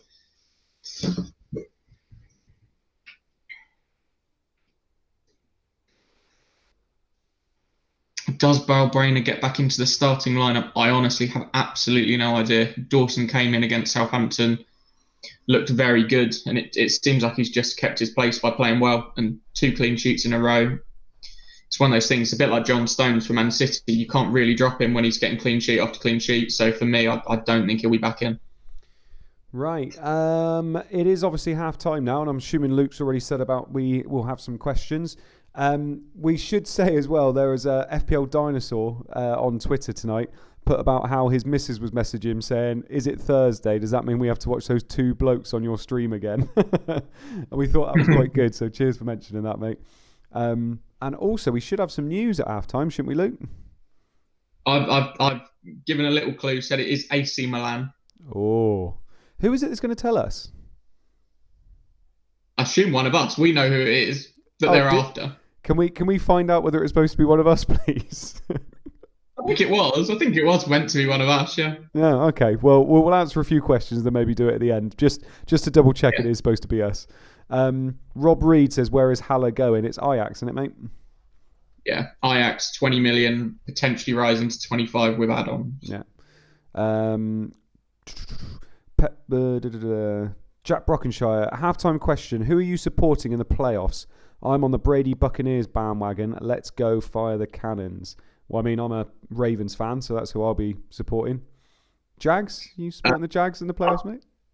I'm a Jags fan, so I've been supporting them getting the number one pick, so that went well. I think for me, I like an outsider. I really like the Bills this year. I think the Bills would I think the way they play, it would be great to see them win it. Yeah. You'll be happy with big TL next year. Tom Lawrence. You'll be loving life. Yeah. Tom Lawrence? No, you like Tom Lawrence? It's Trevor Lawrence. Tom Lawrence is a good player. Who was the other one I saw? Owen Walsh is asking, Dawson nailed now, Irons. Is Dawson nailed? I honestly, no idea. No idea. Dawson, Balbuena, I've got no idea. Yeah. It's Ogbonna, Kufau and Creswell are nailed. The others not so sure. FPL Matt says, is Aguero worth the risk on free hit? For me, he's not at all. I hate to say it, but I think he is kind of done as an FPL asset. Even when he plays, he doesn't play whole games, does he, anymore? So I think, for me, this could be one of those instances where me and Luke are in complete agreement, but I don't think he's worth it personally. No, I think that's a little bit too risky. I like to take some risks on a free hit, but for me, that's a bit too far. Yeah, I don't think that's a risk. I think that's more of just a silly decision rather than a risk, if that makes sense. Like, yeah. I think I don't know. I feel like Mahrez is a risk, whereas Aguero is just a We could be completely wrong here. Pirlo's pen is Craig Dawson a viable pick for the double game week? He's 0% owned. Yeah, feel free. Go for it. Shane McCarthy's all over the Steelers. Yeah, I'm not sure about the Steelers. I know they did really well this year and they were 10-0 at one point, but I don't fancy moving forward. They're not really working offensively at the moment, and it worries me. Huh? I saw a question above that you'd missed that I thought was quite good from FPL Boyo. He said, "Do you support your club over your country?" So we could come back to that one. Oh, nice. We can go for it now, mate, if you want. Yeah. What do you feel on that? I used to only really like club football. I used to not really be a massive fan of international football. I don't know whether that's because of what England were like. But now, it's tough because they happen at different times. So as soon as you're in England, as soon as it's international time, I don't think about myself as a Man United supporter, to be honest. I think about myself as an England supporter. So, and I actually quite like being able to cheer on some of those players I don't normally get to cheer on. So I feel more. It's really tough, that question. What do you think? What's your answer? I'm the complete opposite. For me, I've said it. I get a lot of shit for this, but I've said I would take a West Ham League Cup win over an England World Cup win, 100%. Really? Because for me, West Ham is like my thing. It's like they're my team. Whereas England, it's every other summer I'll support them. As soon as it's done, it's done. Whereas West Ham is that's part of me. Do you know? I don't know whether I'd feel differently if England had won something. Like since I think I've been born. Feel differently because also you're used to winning. You support Man U, so you've seen a lot of Man U wins. Whereas for you, England winning something would be really cool. Yeah. Whereas for me, West Ham don't win anything, so it's 100% club. I'd love to see West Ham win anything whatsoever would be amazing. FPL Finn says he reckons it's going to be a Chiefs Packers Super Bowl. Yeah, it's hard to bet against the Chiefs. I've got a feeling it could be a Saints-Ravens Super Bowl and the Saints will win. Got a feeling. I do like the Chiefs, but for the Chiefs to do it 2 years in a row is going to be a big ask. Phelim says, yeah, it's hard to look past them. Favourite NFL podcast? Do you listen to any NFL podcasts? I only listen to Jason and Osi that do the BBC. Yeah, they're NFL awesome. coverage. They're very good. Yeah. I've got a Dynasty League I'm part of, so I listen to Dynasty Nerds. They're very, very good. I really, really like them. And they know their shit as well. They really do know their stuff. FPL JJ saying, yeah, totally agree, Irons. Do you know, I think it's a good shout what you said, actually, about the fact that I'm so used to United winning stuff. It's like, yeah, it's weird. Yeah, it's a good point, that, actually. Everybody else is saying club easily. It's one of those where West Ham are, in my lifetime, we've probably been a top 10, bottom half-ish Premier League club. So we can win something. We can. Yeah. It's just in the same way England can. So for me, it's, I obviously love West Ham more than I love England. So I want West Ham. Whereas for you, Man U should be winning a trophy every year or every other year. So the gloss of a trophy for Man U doesn't really mean much to you. Yeah. 3 Jector seats saying, by the way, that England don't win anything either, Luke. So that. Yeah. Oh no. Yeah. Tim Lum saying he's got 8 clean sheets going into the second half. 8 clean sheets remaining. Does he mean with midfielders as well? I think he means in total. Unless he's playing 5 at the back and he's triple captain a defender. FPL Boyer, you choose your club, you're born into your country. Hard to support your country when some players you despise cheat and dive against your team. Yeah. Feel him too. I'd recommend Around the NFL podcast and PFF podcast. Yeah, I'll have a look at those. Cheers. Sometimes it's not. Do you know what? I listen to a lot of football podcasts, and it's nice to just not listen to football stuff sometimes. Yeah. FPL Captain is saying release the transfer news, chap. So go on then, Luke. I'll leave it up to you, mate. What is the transfer news? So I don't think it's confirmed yet, but Arsenal are in Milan looking to sign Rui Costa. Talking to Tack thinks they may well revert to a 4-4-1-1, and Rui Costa would be playing in behind Henry. So I don't know what sort of price they'd be looking at bringing him in at, but he is an attacking midfielder, so that could be interesting. Depending, if you're looking at what would you sign him at? I think if he was maybe 9.5 sort of Salakovic territory, could be interesting. Yeah, it's weird. I'm not sure what they're going to price him at. I reckon just a little bit lower than Salakovic. I reckon about 8.59. But I see the thing is, I don't know how good Rui Costa is when he comes to the Premier this game. Got no idea. So if they price him at 6 million, I won't go near him. Yeah. But Disable is saying what Luke said as well, is that he's not a confirmed transfer. He is just wanted by Arsenal. So it could happen, but it also could take a couple of game weeks for this to go through as well. So we could be in game week 20 and finally saying, yes, he's signed. So won't get too excited quite yet.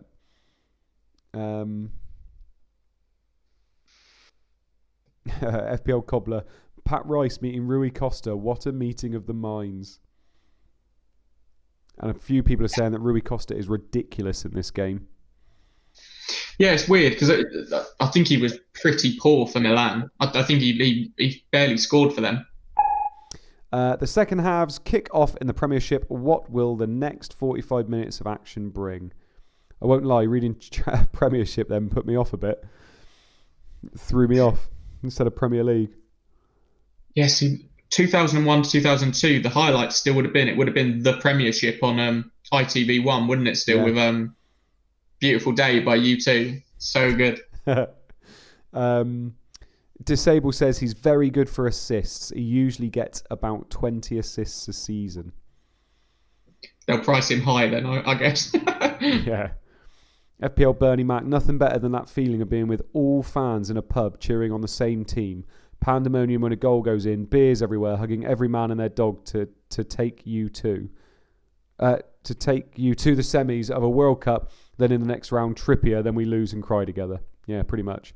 Watching those clips Yeah. of everybody's beer going up in the air, wasn't it? Yeah. Obviously, Freddie Ljungberg has not made much of an impression in the first minute of the second half. He has been replaced by Robert Pires. I'd assume that was done at half time as opposed to the 46th minute. It would have been a bit harsh to put him out and sub him off after 30 seconds. It would. Freddie Ljungberg, you've been shit. Make an impression in the second half. Off. Yeah, no, for me, that I completely get the thing in the pub. It is great, but for me, I think the feeling I'd get from being able to celebrate with my close family over a West Ham win would be, that would be something I'd remember forever.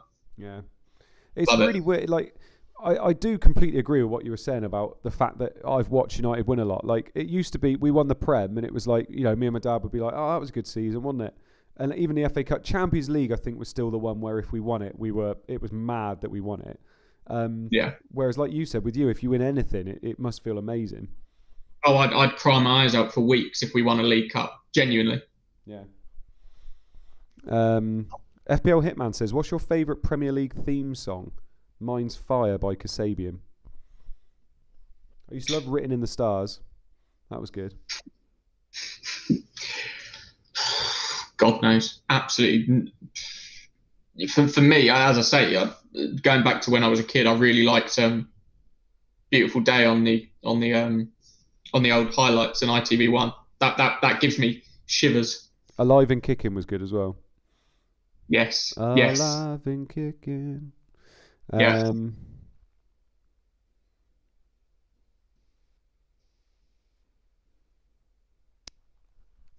Christopher C. Were West Ham a top championship team back in those days, or were they just shit? I can't remember. I'll tell you, the last trophy we won, we were in the second division. We won the FA Cup in 1980. Trevor Brookins scored, and it was we were in the championship at the time. Scowcroft is having an absolute screamer this week. Leicester are 3-1 up on Charlton. Scowcroft with the goal, McAnuff with the assist. So Scowcroft now has 2 goals and an assist in game week 9. Carl JB, Alive and Kicking, great shout. Edward Healy, Loving Each Day by Ronan Keating. Like that one. Life of Riley. Oh, FPL Cobbler. What was that song called on Sky Sports early doors of the Premier League? Here we go, this is it. Like that. Yeah, one. so good. Yeah. Like I put a tweet out yesterday. Somebody had put a funny thing about Premier League years and what was happening in America. Like just saying, oh, Trump's done this in America and Frank Lampard's been sacked.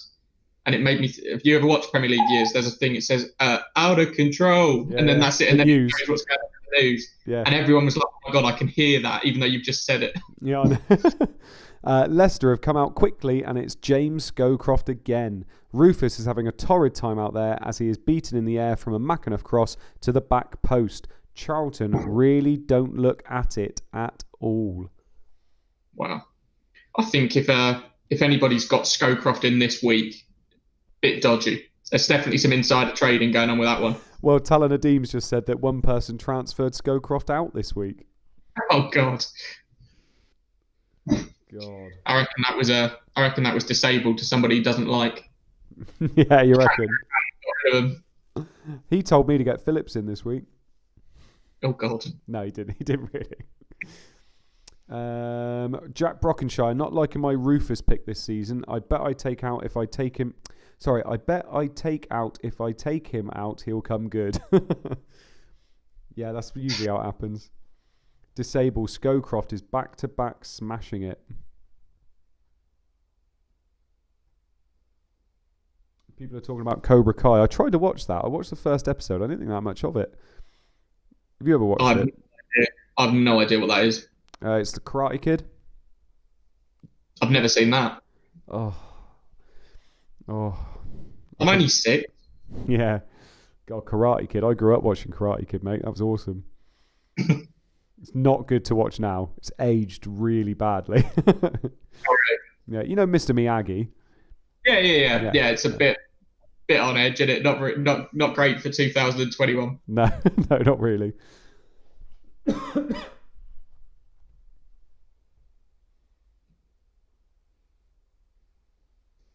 we got quite a few clean sheets still here, haven't we? Yeah. 1, 2, 3, 4, 5, 6, 7, 8 clean sheets. Michael Den4, very erotic noises from Mode there. If you pay for my OnlyFans, you'll hear some more. Auto Reclose. What? You've never seen The Karate Kid? It raised me. Jose Vargas is asking how old you are, Irons. I am 25, nearly 26. Nearly 26. I'm 25 and 6 months. No, I'm 26 and 2 months. Mark Dorney still only got 1 goal. I've still only got 1 goal this week as well, mate, so I wouldn't worry. Yeah, Stephen Hughes. What are we going to do with Stephen Hughes? Yeah, again, that will be one of the ones where as soon as you sell, that's when he'll do something. Yeah. Substitutes. There have been quite a few substitutes in these games. Lescott has gone off for Elliott. Barmby, Berger and have gone off for Schmitzer and Litmanen. Miller has gone off for Wright. Horlock, Huckabee have gone off for Haaland and Harworth. Johnston has gone off for Greening. James Street is shocked that you're 25, mate. He's asking what moisturiser you use. Yeah, I don't think it's a massive positive. I've always said that I'll look 12 until I'm 40, and then the day I hit 40, I'll look like a 60-year-old. That's the sort of luck I'll get. Because you don't want to look young when you're around like 18 to 25. You want to look like old enough to be able to get your booze or get into a nightclub or whatever. Yeah, exactly. Oh, yeah. Darcy K. Newcastle don't do anything away. They really don't, do they? They really do tend to struggle. Although they're not playing away this week. They are at home this week. Pep Talk, the postman has finished his round today. He has. Oh, it's Corf. Oh, he hasn't changed the picture. It's 10:52 p.m. The year is 2005. Are you watching Bravo or Men in Motors? Corf FPL, you haven't changed the picture. You silly prick. What an idiot. Gave it away with the picture. He'll come back on with his picture now. Oh, David H. Are you reading Zoo or Nuts Magazine? I used to read Nuts Magazine every week. That was mine. With Lucy Pinder in there. I think I'm even too young for that. Yeah. FPL Boyo. Irons, please grow a beard for the rest of the month. Would you grow a beard? See, the issue with grand facial hair for me is I don't get anything on my cheeks at all. I get a goatee. I end up looking like Craig David back in the post selector days. It's not good. I do love that your selection of people you look like. Ogbonna, Craig David. I look like white Ogbonna with Craig David facial hair. Yeah, it's a hell of a mix. FPL, yeah, people are just going mad for the fact it's Corf now. Corf in the act. Corf red-handed. Andrew Martin. Yeah, what are you going to say the same? Most people on here know I love it. People still don't have a clue what his troll account is, and there's so many big accounts that are like, oh, that guy's a dick. We don't follow him, and it's bloody Andy Martin trolling. It is. Oh. Feel him too. I could never stop the pages of Nuts Magazine from sticking together. We do not have a goal. It is yellow cards for Taggart, Rufus, and Al Joffrey in the Charlton Leicester game, and Gary Neville has been booked for Manchester United.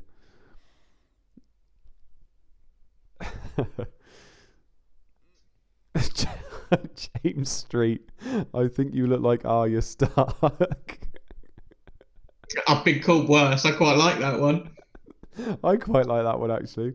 Mate, she killed the Night King. You're fine. Oh, sorry. Spoilers, by the way. Spoilers. If nobody's seen it by now, it doesn't matter. God. Pirlo's pen. What did Corf do? So we've had someone troll in the Wolfpack recently, pretending to be a woman, and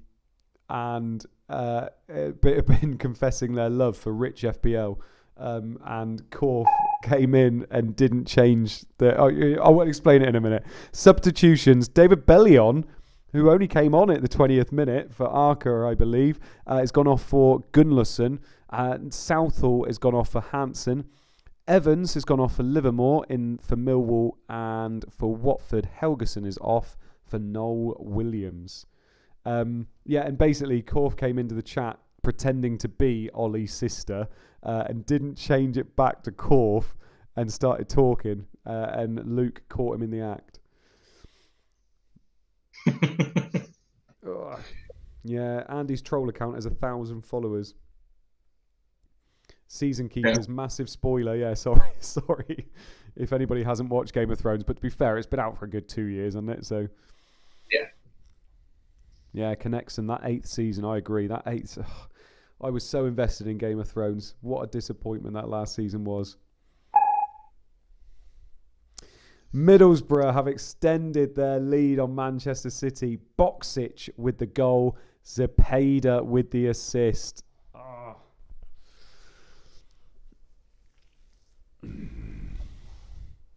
Don't be scared, Andy. Don't be scared to get rid of players you've only just brought in. Brought Valakari in. Should have just got rid of him straight away. Brought Zepeda in. He's killing it. Absolutely killing it this year.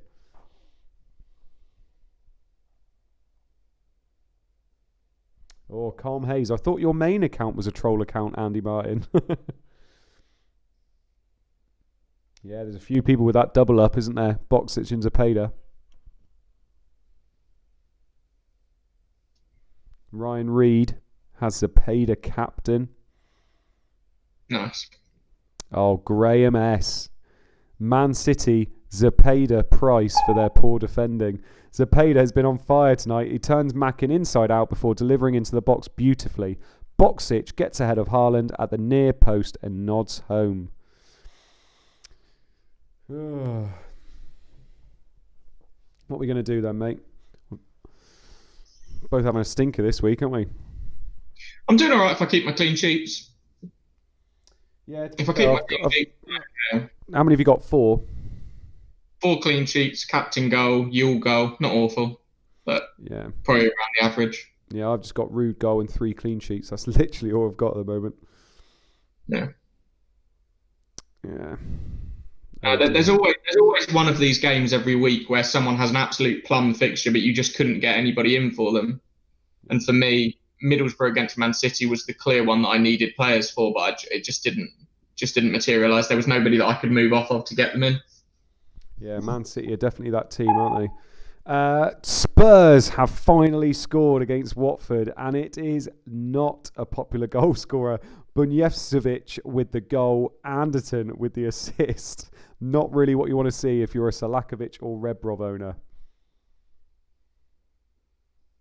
No, not good. FPL Boyo says he watched Game of Thrones at 2 a.m. or whatever the time was. I did that with the first episode in season 8, and it was bloody awful. It was like nothing really happened, and I sat there thinking, "Is that it?" At 3 o'clock in the morning.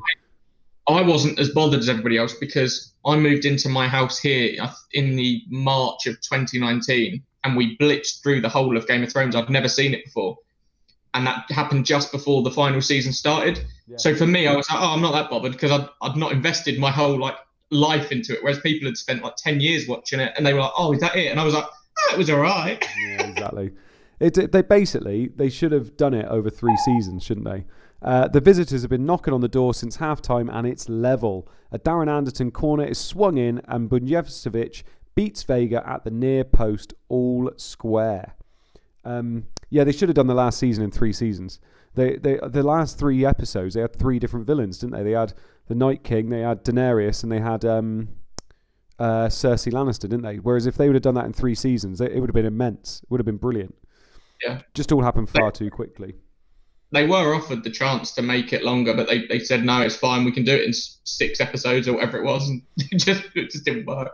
I can remember when it was the beginning of the year, they said, what would you most like to watch the end of? And it was either the Avengers Endgame or Game of Thrones. And they couldn't have been more different in terms of payoff by the end. Yeah. 3Jector seat. You should try waiting 21 years since the 3rd book came out. Yeah, I can imagine. Yellow card. Bowyer has picked up a yellow card in the Man United Leeds game. Fester has picked up a booking in the Middlesbrough game against Manchester City.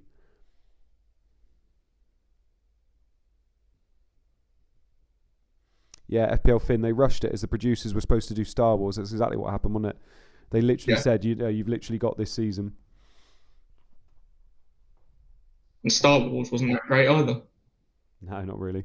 FPL Glasgow, Red Reading was a shock. Yeah, I won't ruin it for everybody again. But yeah, Red Reading was quite a shock at the time. FPL Finn, Hardhome was great. Battle of the Bastards was quite good as well.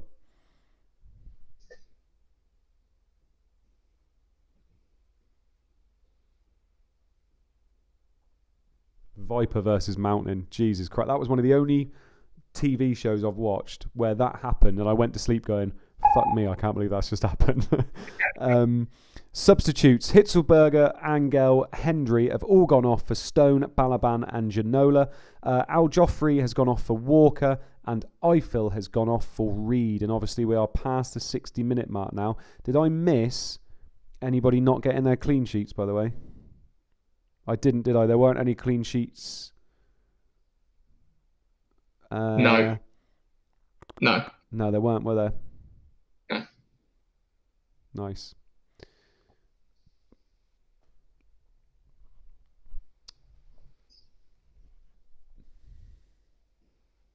FPL Map, Viper, RIP. FPL Boyo, Star Wars is the most overrated franchise ever. I wouldn't have said the first three were. I think they were pretty massive when they came out, weren't they? Yeah, I've got six other thingies, isn't there? I've got a Lego Millennium Falcon upstairs, so I certainly don't agree with that. Yeah, I think the first three were just so different, weren't they, in the time? Yeah.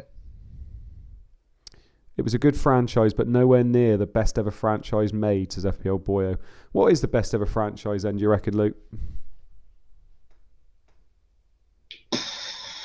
That's tough. It depends how you view it, because if you view it in terms of money, then Marvel have done bloody well. They're smashing it. Yeah. But cool. Toy Story's great. Fucking hell. Do you know what? With Marvel, with like the Avengers and all that kind of stuff, I think it was so easy for them to do well because all the source material was there. Like the comics have been rich in material for years, haven't they? So you can understand why they did well. I think it's the same with like Harry Potter. You've got to say Harry Potter was an incredible franchise for what it was and for the storytelling behind it and everything as well. I think Star Wars was still pretty good, to be fair. It just depends what you're into. If you're into fantasy or you're into, sci-fi, it completely depends. Yeah. I thought Indiana Jones. Loved all the Indiana Joneses. Yeah. I know there's only 3 of them, but love those. Adam Brown says, what about Human Centipede? Oh, God. Have you ever actually sat and watched one of them? No. I can't. I tried to show me once, literally 1 minute in, I was like, nope. Pokemon is most successful franchise ever, according to Ed from Champman Fantasy Podcast. I can imagine. Fucking love Pokemon. Yeah. FPL Boyo says Fast and the Furious. Do you know what? That's actually a good shout. They're one of the only franchises that started as something completely different to what they ended up on. Mm. And actually, I love the fact that they know they're like bollocks in terms of storytelling, but it's just fun now, isn't it? FPL Maestro, Lord of the Rings, yeah. Made a shitload of money, that last film, didn't it? Godfather, says FPL Hitman. Predators, yeah. Aliens as well, I suppose. I used to like watching those. FPL Matt, some Pokemon cards go for like 100k nowadays. They do. Some go for a lot more than that. Yeah. SDT Flower Pot Man says Fake Taxi was a good franchise. Christopher C says was always more of a Yu-Gi-Oh guy. Better cartoons and better card game. I actually played the Yu-Gi-Oh card game for a bit on my iPhone. Yeah, I know. It's a good card game, actually. I'm a nerd deep down, mate. Die Hard. Die Hard was a cracking franchise. Fucking hell. Is there any goals in this game? Substitutions again. Chadwick has gone off for David Beckham. FPL Cobbler. MK Dons by far the worst franchise. Agreed. Yeah. Tim Lum. James Bond. That's a bloody good shout. Talking of MK Dons, how the fuck did they end up with fans? How did they ever get any fans? How does that happen? Weren't they like the most hated club in England at one point? Yeah, because obviously Wimbledon ended up being AFC Wimbledon. I don't get how MK Dons ended up with any fans. Yeah, it doesn't make sense. Colm Hayes has got a shout, by the way. ChampManFPL, the greatest franchise ever. Overrated. Joe Todd says the Bourne franchise. To be fair, I think James Bond's got to be the one for me in terms of longevity. I think, and the fact it's gone through so many different iterations as well. Like, I thought it went really downhill when Pierce Brosnan was there. When it started doing Madonna was in it, and it started going to shit. Whereas now it's gone back to strength, hasn't it? I've never seen a James Bond movie. It's not my thing. I'm sorry.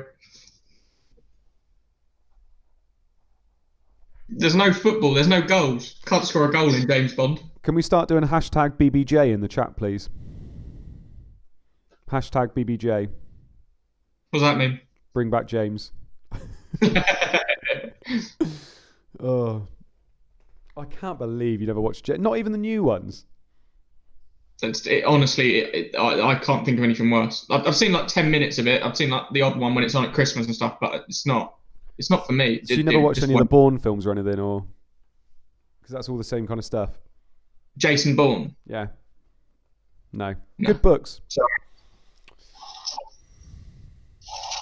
Oh, big goal. Goal. Newcastle have equalised against Blackburn.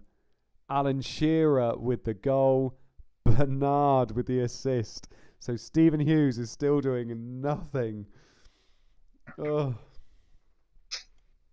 FPL Finn, it's weird how it's acceptable for NFL and NBA teams to change cities, but when a football team do it, they are the most hated team. Do you know why? It's because the NFL and NBA teams are franchises. They are not associated with their city. So unfortunately, when they move the franchise. It's not about the city. What's his name was trying to do it with Hull, wasn't he? He was trying to call them the Tigers, wasn't he? Tigers. Yeah, because then he could move them. Because you're moving the Tigers. You're not moving Hull City somewhere else. Yeah. America do it all the time. I support the Ravens. They were the Baltimore Orioles at one point. Yeah, well, it's strange because people always think football teams are associated with a place, but what is Port Vale? Port Vale, exactly. Doesn't it? Total Network Solutions, mate. Brilliant by Shearer. He works the ball with Bernard to get past both Weatherall and Solano before striking from just outside the box, and the ball arrows into the top corner. He sprints away with his hands aloft. Trademark. I won't lie, Luke, and I know I'm going to start sounding like a bit like a broken record. I had two or three moves I wanted to do this week. Zepeda coming in for a hit, which, fair enough, he's done well, but even for a hit, I'd still only be a little bit up. My other move was, do I move Viduka out for Phillips or Shearer? And I looked at the fixtures, and I thought, home to Blackburn's not that great a fixture, is it? Because Blackburn are so defensive away from home. And so I went Phillips. Yeah. No, it's one of those. I had one like this last year where I could have gone Salakovic or Scowcroft, and I went Scowcroft, and I think Scowcroft blanked, and then Salakovic got like 2 goals and assists. But actually, over the course of 5 weeks, it worked out. So you might get lucky in the next year. There is a red card in the Charlton-Leicester game. Leicester are down to 10 men. The Jerry Ferry has been completely capsized. Jerry Taggart has been sent off for dangerous play. It's been getting heated at the Valley, and that challenge was a tough watch. Taggart is flown in 2-footed on Yule and left him in a heap on the floor. So he's about to come off, isn't he? You reckon so? Disable says, oh, mode, Valakari and Phillips. I know. So I could have had Zepeda and Shearer, but there you go. Literally could have done that. Was the moves I was looking at. But there you go. It happens, doesn't it? Tim Lum, I was going to take Viduka out for Boxic, Yule, Shearer or Phillips. Fortunately, the one I chose, Boxic, has scored. Nice. Substitutions, Sturridge has gone off for Heath. Woodgate has gone off for Fernando. Okay.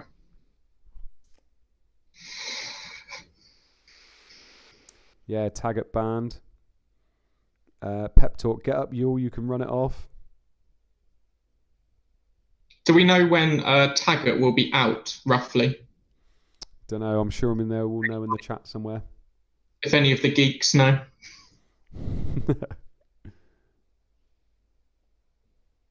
You'll be fine, says Alan Motardi.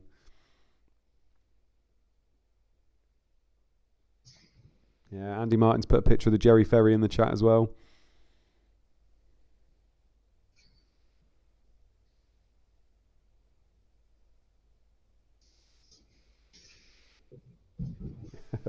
Basketball. God, I remember that film. Do you ever watch Basketball? Fucking dreadful. No. Man United have got their third goal against Leeds. We said it would be a demolition, and it has been. Ruud van Nistelrooy with the goal, Veron with the assist. So anybody out there with Ruud van Nistelrooy as their captain, I'm sure there's a few of you, he has his brace.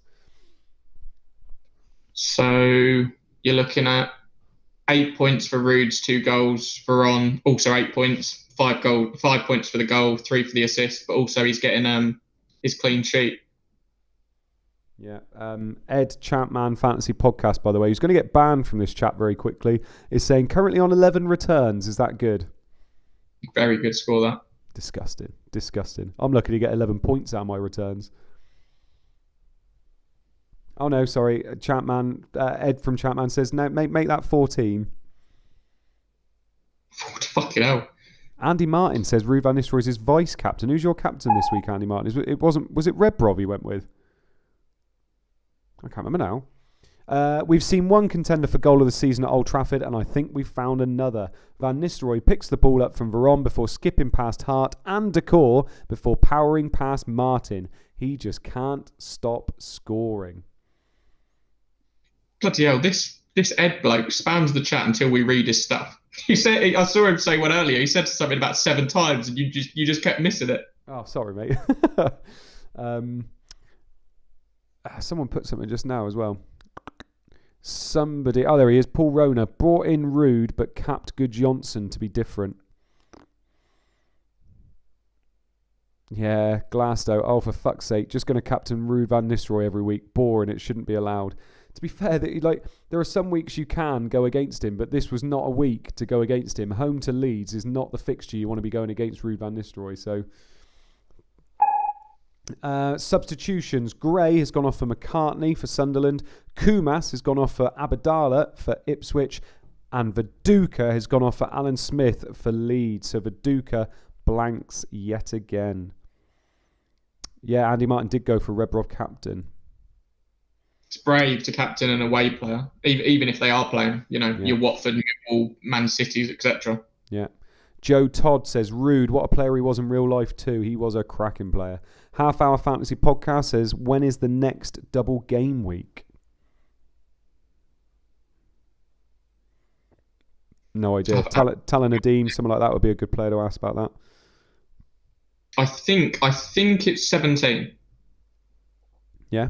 I think Arsenal and Bolton, maybe. That sounds right. But yeah, Taylor or Disabled will be the ones to ask. Yeah. Yellow cards to tell you about. Cooper and Teal have been booked. Powell and Wise have been booked for Leicester. Naylor has been booked. Roy Keane has been booked for Man United. And Garley has been booked for Watford. AD Tour. Phew, I benched Viduka.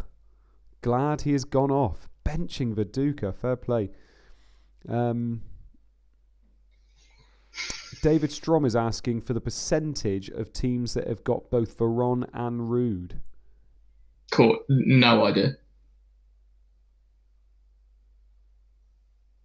Yeah, you are right. It is game week 17, by the way, mate. Okay. Who's doubling in that one? Is there a few? I think it's just Arsenal and Bolton. I think it's because of the. Do you remember at the start, Arsenal and Liverpool missed a game because of European football, and Liverpool got theirs because they went out in Europe, whereas Arsenal didn't. and now they're getting theirs in 17. Oh, there you go. Look, Arsenal play Liverpool and Bolton. Bolton play Arsenal and Man United. Doesn't feel like a free hit week that week, does it? Oh, what a double for Bolton. Arsenal away, Man U away. Couldn't get worse fixtures. Jesus. I won't be bringing in any Bolton players that week, I don't think. Arsenal, though. Liverpool at home and Bolton at home. Yeah. Ed, Champman Fantasy Podcast. I have got Veron and Rude. Half-hour fantasy podcast, so does he. There's quite a few. Jack Brockenshire does. DC says he's got 4 injuries in his team. But Veron and Rude are one of those combos where you're going to have insane weeks. Like there'll be, if you have them, you're going to have weeks where you get 100, but then other weeks where it can go pretty poorly. Yeah. FPL JJ says that his only return so far, a Hippier's clean sheet and Captain Rude's brace. He's going to fall like a stone. There are substitutes as well. Taggart has gone off for Sinclair. Not sure how that works. He was sent off just a minute ago, wasn't he? Gordon has gone off for Whelan, and Paolo Wanchop has gone off for Torre. Anderton has gone off for Ziga, and Smith has gone off for Wooter. That can't be right, can it? Did Taggart get sent off, or was it just the yellow? No, he definitely got sent off. Definitely got sent off. Dangerous play, red card. I know it said he was, but was he? Can we double check that, please? Fucking Panda. Every week it's Panda. Bring back Rob Pick. Never thought I'd say that. Billy Hadaway says he wildcarded out of Rude and Veron. Oh, slightly regretted that. I'm assuming you didn't get rid of both of them. Somebody just asked if there's 2 free hit chips this year. Yes, there are. Yeah. They thought it'd make it a bit more exciting to have 2 of them. On that free hit, can we use them whenever? Yeah, or is it like a wild card in FPL where you have 1 in the first half of the season, 1 in the second? Or is it literally you can use 1 game week 1 2 if you want? Yeah, literally that's what you can do, I think. So if you wanted to, you could technically have 3 free hits. You could use 1 in game week 36. You could use wild card in game week 36 and then free hit the last 2 weeks and just fucking go with whatever, really. Yeah, nice. Oh, he was wrong.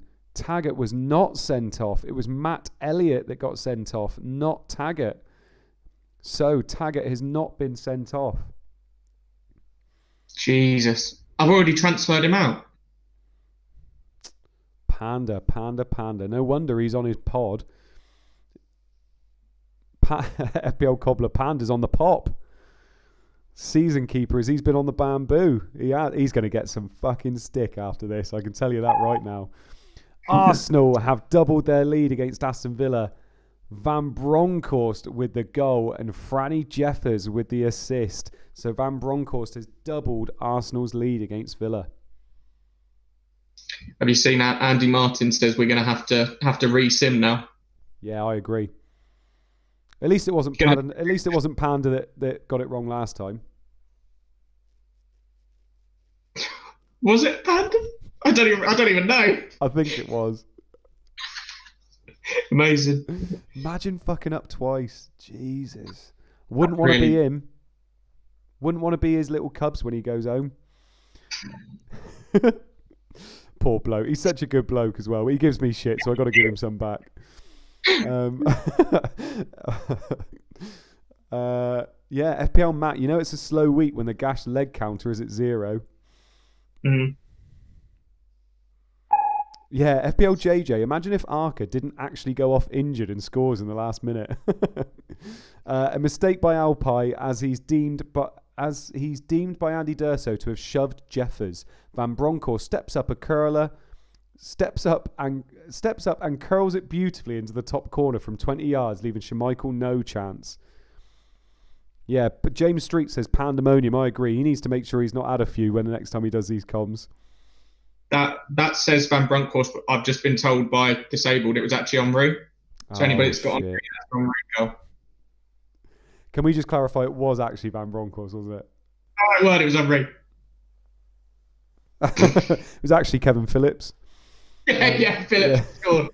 Phillips FPL Panic says Panda will be left with a black eye after this. He will, honestly, when Disable's angry, he loves this game. He will not be happy about that.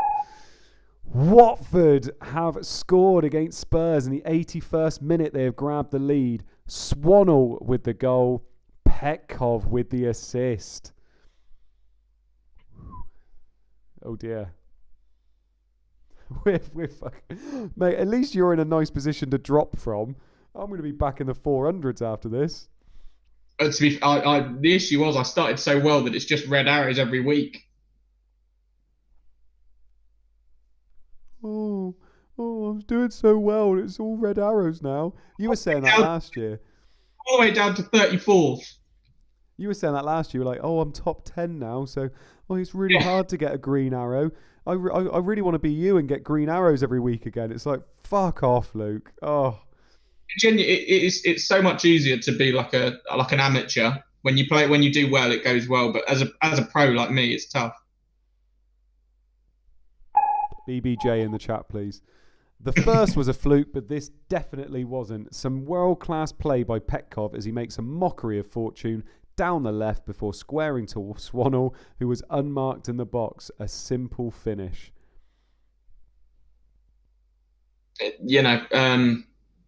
Arca to Petkov or Zapata was so obvious. Anybody that didn't do that, crazy. Yep. Billy Hadaway took Petkov out of my wild card as well. Yeah, hashtag BBJ. Well done, Blackadder. Pep talk. I think I'm having a good week, but it depends on whether Panda's comms are true or not. I would love it. I would love it if I look at my score and I've got like 96. It's got all the wrong goal scorers. Yeah, it's a completely different simulation that Panda's been putting tweets out for. I know. Clean sheet wipeout. Put Bolton smashed the Sims. Benched 2 assets because of it. Sunderland current clean sheet. Arsenal have extended their lead further. They are now 3-0 up on Aston Villa at Highbury. Franny Jeffers with the goal. Van Bronckhorst with the assist. Returning the favour from earlier. Don't you have both the goalkeepers in the Bolton Sunderland game? I do. Who did you play? Played Yussi. Did you? Yeah. To be honest, I started off playing Sullivan because I thought, I own Phillips now, so I didn't really want to play Yussi. Yeah. And then I looked at it a bit more and thought, well, that just seems silly, doesn't it? Not playing Yussi in a home game. So transferred him. Literally, I messaged captain. What, about 10 minutes before deadline, saying no, sorry, I want to change him back round. I'm not that fussed about that. That was to be honest, it wasn't even a 50-50 call. This is no less than Arsenal deserved, to be honest. They've been dominant. Van Bronckhorst the supplier this time as he plays through Jeffers, who can shoot first time as he breaks free from his marker. It's 3 wins on the trot for the Gunners. It was also gutting last week because I benched Jaskalainen last week for Sullivan, and Jaskalainen got 11 points last week, didn't he? Away from home. Nightmare. Yeah. Talan Adim says 19% of teams own both Rude and Veron. Shit. Oh, wow. Whoops. We're not looking good here. Yeah. This is like Son and Kane in FPL. If you don't own both, you're fucked. Yeah, basically. And you got a captain one. Nis Godfrey says he thinks all Dutch players have returned now. Might have done. Watford are 3-1 up on Spurs. Noel Williams with the goal. Tessem with the assist. Spurs are getting demolished. SDT Flowerpot Man says, how do you unfollow someone? I'm hovering over that Ed guy. I literally followed him this week as well, so I think that could be a quick unfollow.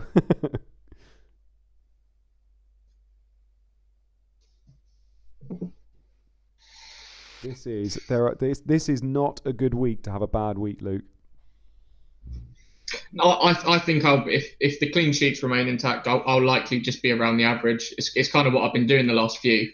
People have having very good ones, very bad ones, and I've just kind of been in the middle. Well, what's Rude going to be on as captain for us? Well, 12 or 13, depends on who gets the 3. Yeah, so he's going to be mid-20s. I've got 3 clean sheets. So it's going to be around high 40s, low 50s for me. It's all over here with Spurs throwing the kitchen sink in search of an equaliser. Tesson breaks free and delivers an early cross from the right. Noel Williams gets up above Johnson and heads home. I say that, it's probably going to be, around 50 mark for me, I would have thought. You'll be what? Mid to high 50s? Yeah. Yeah. I think, you'll be looking at about probably 55, and I'll be on maybe 60, just purely because I got that Yule goal, didn't I? Yeah. And it's all on bonus as well. You never know with bonus. Yeah. Can we have a quick look at our teams before full-time, please, Captain? Because, like I said, Holloway, but Sullivan's getting you a clean sheet now. Disgusting. Absolute jam of that, Luke. There is a goal. Sunderland have extended their lead on Bolton. They are now 2-0 up. Medina with the goal. Larson with the assist. So Medina has a goal and an assist in this game. And is he a defender in this game? I think he might even be a 4.5 million mid. Oh, is he a mid? Is he? Sorry. For some reason, I thought he was a defender. So Bolton do not seem to be getting that any kind of returns this game week. Phillips is getting no kind of returns this game week either.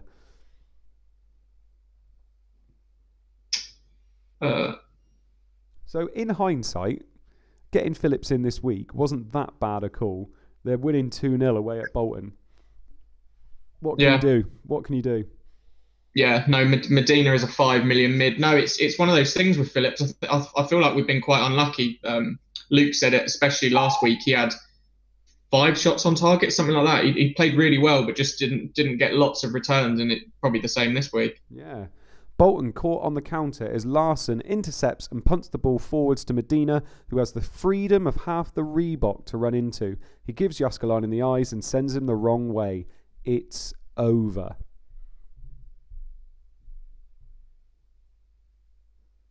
Yeah, I forgot that. Leo is getting a clean sheet for Man United, isn't he? Yeah, he is, yeah. Yeah, I doubt there's too many owners out there. No, unless you own Bartes and Lille, but I don't know how much Lille costs. Yeah, I don't know what Lille does cost. I feel like if he's 4 million and you wildcarded, then you probably should have gone for him, to be honest. But what is he? He's 4.5. And what's Bartes? 6. Bartes is 6. Yeah, I think if I'd wildcarded this week, I probably would have put Lille in like I did with Holloway. Yeah. Goal. Spurs have got a consolation goal against Watford. They are now 3-2 down. Doherty with the goal, no assist. And another question for the Champman nerds out there. When Spurs are losing late on, do they put Doherty up top just to lump it in? Because they did back in the day. They used to just put Doherty in their last 5 if they were down by a goal or 2. So I'm intrigued, because if he is, then he's not a bad defender to own for, I think he's 4.5 million if you're going to get him up front for the last 5-10 minutes of a game. Yeah, definitely. Thomas Bracken says the not rude captainers have really got the knives out tonight. I wonder why. The non-rude captainers are so shirty tonight. To be fair, I guess the people that everyone captained outside of them, Shearer has a goal, but obviously other than that, it would have been Veron who's got 2 returns, and also Zepeda who's got 2 returns. Well. Fortune swings the corner in, and Doherty meets the ball at the far post. Atmadzidis can only parry, and Doherty makes no mistake the second time. The 4th official puts up the board. 5 minutes of injury time. That's going to be 4-3 Spurs. Is this going to be like the Leicester last year? Yeah, if I were Andy Martin right now with Rebrov as my captain, I'd be pretty excited. I think they're going to get 2 late goals and win 4-3.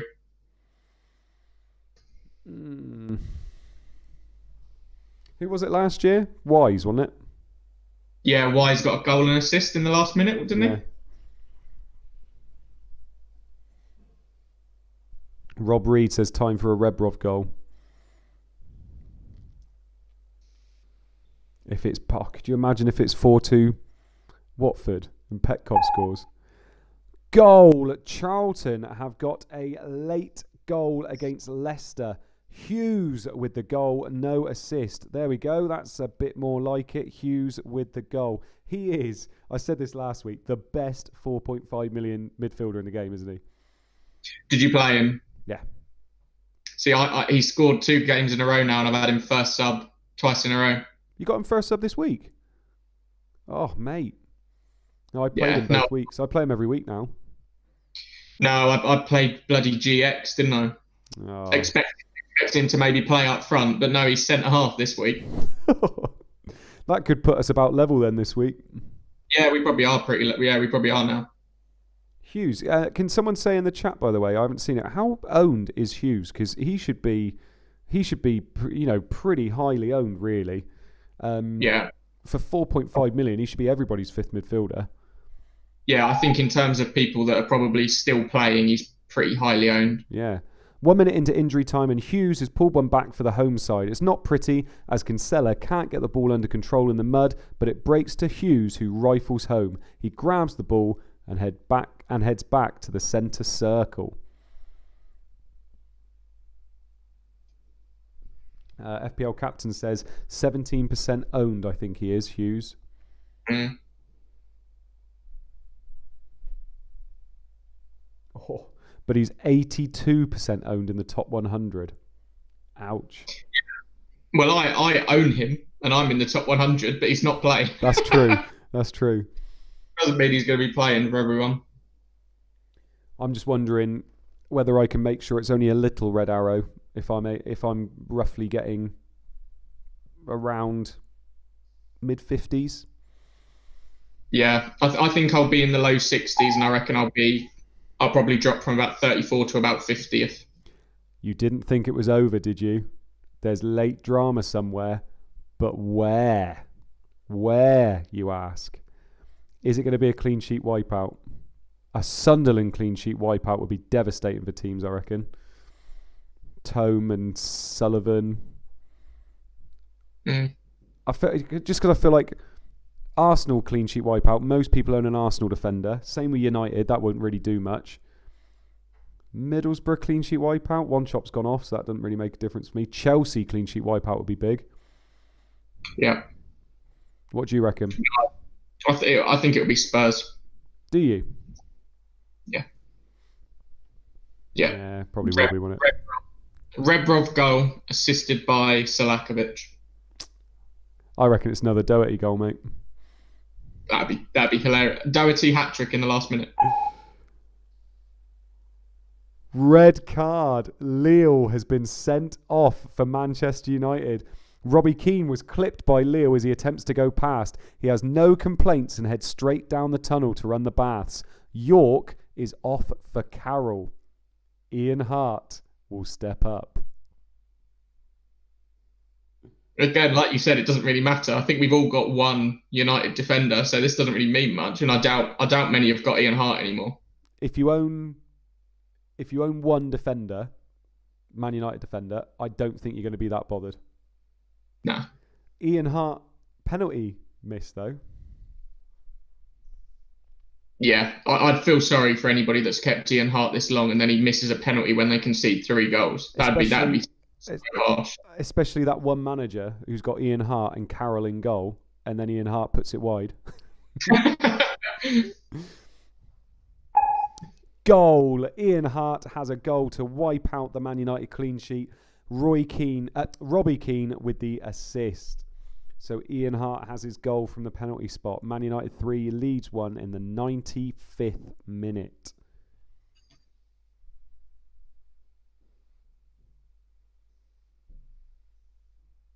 Well, that's taken away one of my clicks, so I'm back to about 50-ish now. Yeah. Unless bonus points are very kind. Can happen. It can. Yeah, a few people do still have Hart by the looks of things. Auto close. Looks like he has him. 3 ejector seat. Who is United's third goalie? Is it Roy Carroll? Yeah, I believe it's Roy Carroll, based on the comms there. Oh, yeah. Veron captain is. There's 2 points gone. True. Clean sheet wipeout. He makes no mistake and sends Carroll the wrong way. And with that, LRA blows the final whistle. Surely Roy Carroll has just broken some sort of record there. Oh, Talon Nadeem. One person did transfer Lille in this week. Oh, no. Bless. God. Patrick Lawson does not look happy based on what he's putting in the chat. Pep Talk has Sullivan, Hart and Tome on the bench. Oh, that's horrible. That actually is horrible, Pep Talk. You can complain about that. Tim Lum, bollocks on those 2 points.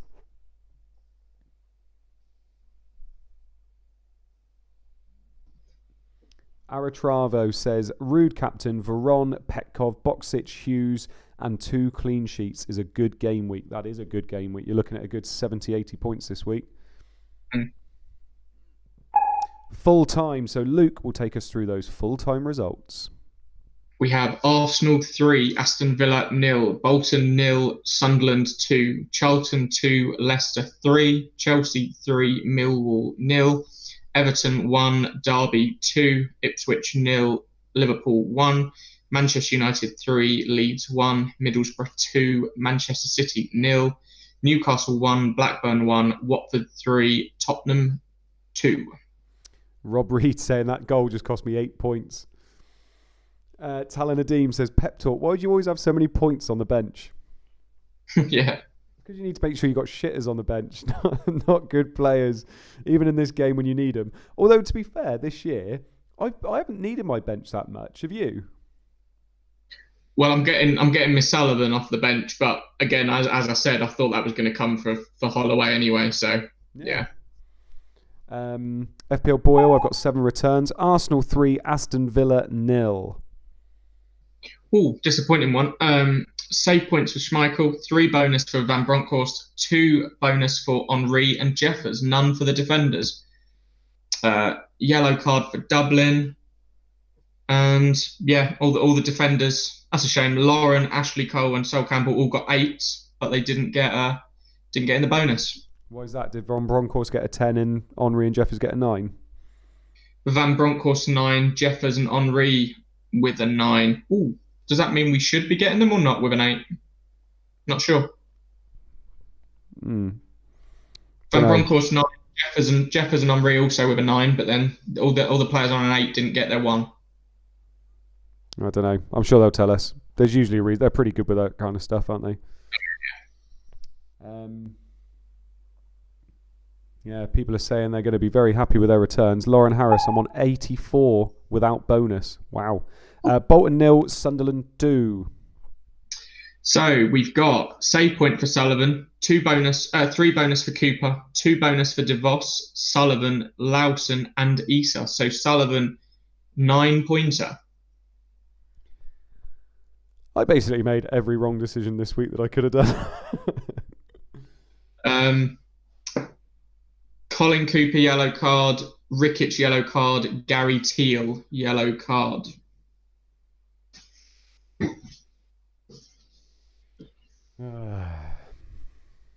That's a frustrating one. So yeah, UC getting 1 rather than Sullivan 9.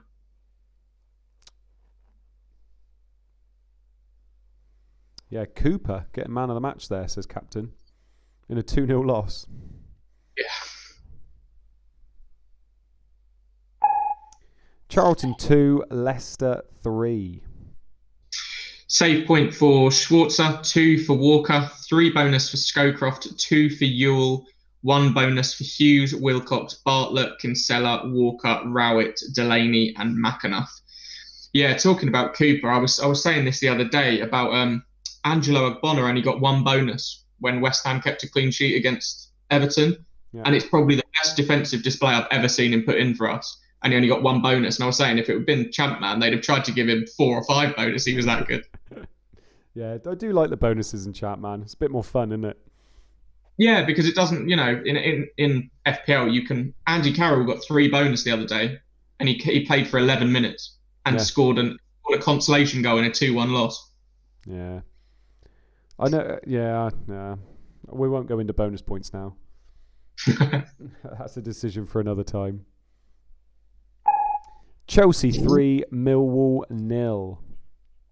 1 save point for Tyler, 3 bonus for Zenden, 2 bonus for Melchiot, Babiaro and Desai. Was it Runnerid that had captained Zenden? Yeah, 12-pointer. So you're looking at 6, 9, 2 for playing, 1 for, yeah. That's a good, decent return. Yeah, it is, to be fair. Again, it's such a shame because punting on Zenden is really good, interesting. He's played very well, got 3 bonus, 2 assists, and he still hasn't beaten Van Nistelrooy. Yeah. What did I say as well to Flappy before tonight? He was asking about his team, wasn't he? And he's got triple Chelsea defence. He's got Melchiot, Babiaro and Desai. And I said, why don't you captain one of them as well? Yeah. He'd have been for an absolute haul tonight, wouldn't he? 8, 8 and 16 that would have been, wouldn't it? Everton 1, Derby 2. No save points for either keeper. Well, any of 3 keepers, actually. Pembridge, 3 bonus, 2 bonus for Unsworth, Morris and Oakley. I really like owning Unsworth. Even when they don't keep clean sheets, he's solid for, a 3-4 pointer, even when he plays shit. I take it back. Whenever. I take it back. I don't like the bonus in this game. We had yellow cards for Gravison, Naylor and Christie, and obviously Paul Gerrard came off on the 38th minute with a red card. We hope he did anyway. Yeah, we just assume he did. Yeah, we'll get confirmation from the guys in the chat.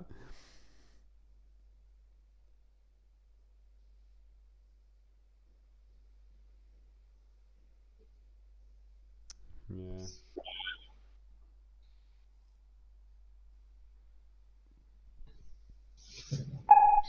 Ipswich 0, Liverpool 1.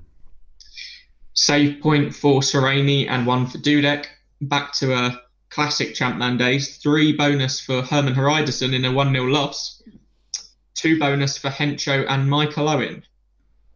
We had yellow cards for Gardso and Bramble. Yeah. Wow, even Titus Bramble got an 8 out of 10 in a 1-0 loss with a yellow card. Brilliant. Do you know, I was just saying to you about bonus points. I don't think I've got any yet. I think Brian Hughes got me 1. I don't think there'll be many out there, but Berger and Barmby were subbed off before 60, and obviously Heggen was subbed off in the 40th minute with his injury. Darcy K is asking, was there any word on the AC Milan transfer? Yes, Luke revealed that it is Rui Costa that they are interested in signing. Middlesbrough 2, Man City 0. Fuck off, Luke. I know where you're smiling. Save point for Nash, 3 bonus for Gareth Southgate, 2 bonus for Stockdale, Festa, Atherton, Zapeda, Boxic, Rickard and Hurtado. You get rid of every player as soon as they absolutely smash it. Yeah. Sorry, mate. I'm doing so much wrong this year. Unbelievable. Yeah, your team is pretty. To be honest, your team would probably be around mine if you just fucking left it. Yeah, you keep getting rid of players when they do well, and also putting in the wrong goalkeeper and stuff. Anything that is up to you get wrong at the moment. That makes me feel loads better as well. Man United 3, Leeds 1. 1 save point for Lille. 3 bonus points. Are they going to go to Veron or Van Nistelrooy? Neither. Roy King. 2 bonus for Johnson, Veron and Van Nistelrooy. Yellow card for Roy Keane and a 10 out of 10 match rating. Gary Neville with a yellow and Lee Bowyer with a yellow. God. Yeah, 10 out of 10 for Roy Keane. Fair play. Roque Jr. with a 6 out of 10. So that's not good if he's the sort of player you want to be owning, because his bonus clearly aren't up there with the rest of them. Yeah, he didn't have anything to do with the penalty, did he? No, because that was No. Lille. That was Lille, wasn't it? Yeah. Yeah. FPL Glasgow, much like my FPL season mode. Newcastle 1, Blackburn 1. No save points. 3 bonus for Duff. 2 bonus for Quinn, Shearer, Bernard, Curtis, Tugay, and De Boer. So you're looking at an 8-pointer for Shearer, and you got your 12 for Van Nistelrooy. So if you did take a punt on Shearer, then you've not lost out too much. It was worth a go. Disable. I know you'll probably do it on Sunday stream anyway. Can you talk to us a little bit about Hughes in terms of what's happening with him at the moment? Because obviously he started so well and he just seems to be non-existent in games at the moment.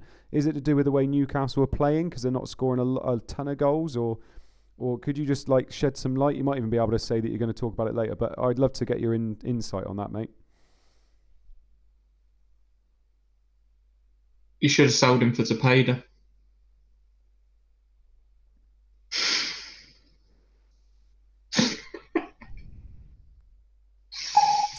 Watford 3, Tottenham 2. Save point for Atmatzidis, 2 save points for Keller, 3 bonus for Petkov, 2 for Ferrer, 1 for Atmatzidis, Robinson, Vega, Tessem, Swannell, Noel Williams, Anderton, and Richards. There was 1 yellow card in the game, and that went to Galee. So 4 million. Galee got a 0-pointer there. God, I'm just looking at some of these well-owned players that have killed it this week, mate. Petkov with, what's that? He got a goal, assist, 3 bonus points, 2 for playing, didn't he? Yes. Yeah, you're looking at 13 pointer. Pointer, yeah. Ed, ChampManFPL Podcast. Don't block me, but I think I'm on for 100 points this week. Oh, yeah, he said he had 14 returns. I should bloody think so. And your team of the week for game week 9, Luke is going to read out, but the star man is James Scowcroft with 18 points. So Sullivan in goal with 9, Southgate 9, Lawson 11, Melchiot 14, Zenden 12, Petkov 13, Zepeda 13, Van Bronckhorst 14, Scowcroft 18, Jeffers 11, and Van Nistelrooy 12. Some big scores there. Normally you get a couple in there with 7s, 8s, 9s, but those are some massive hauls for some well-owned players. Yeah, they are. Patrick Lawson, by the way, in the chat saying he's not really enjoying himself in this game at the moment. Try your hardest to just think of this as a game. Like, this is everything that we want FPL to be as well. Like, it's not, this is just 2,000, 2,500 people enjoying it. I know there's going to be people enjoying it because they're doing really well, but we just need to try our hardest to make sure we're still enjoying this. So if you need to take a couple days off to do that, then definitely do it. But, this is just we're all here just having a bit of fun on a Thursday night, and it's a bit of escapism, isn't it, Luke? Yeah, definitely. There's going to be weeks where you have bad weeks, same with FPL, but this, matters a little bit less. As you say, it's just a nice community to be part of. So yeah, don't take it too seriously if you can avoid that. Yeah. Right, so I'm pretty sure Team of the Week is usually the last tweet that comes out for our stream. So guys, thank you so much for joining us again this week. We've thoroughly enjoyed it. Bit of a quieter night, especially in some bits, weren't there, Luke? We were kind of 10 minutes odd without goals sometimes, or it felt like that anyway. But yeah, we need these quiet weeks to make the big weeks feel big, don't we? So from both of us, Luke, cheers for joining us on the stream again, mate. Yeah, it's been great. I've had a great time. It's very, very nice to be back. Yeah. And for all of you in the chat, cheers for joining us again. Hope your arrows are green from this week. I know they won't be for two of us on here, but we love seeing you every week. So cheers again. And we will be seeing you next Thursday for game week 10. So from all of us here, a massive oi oi. Oi oi.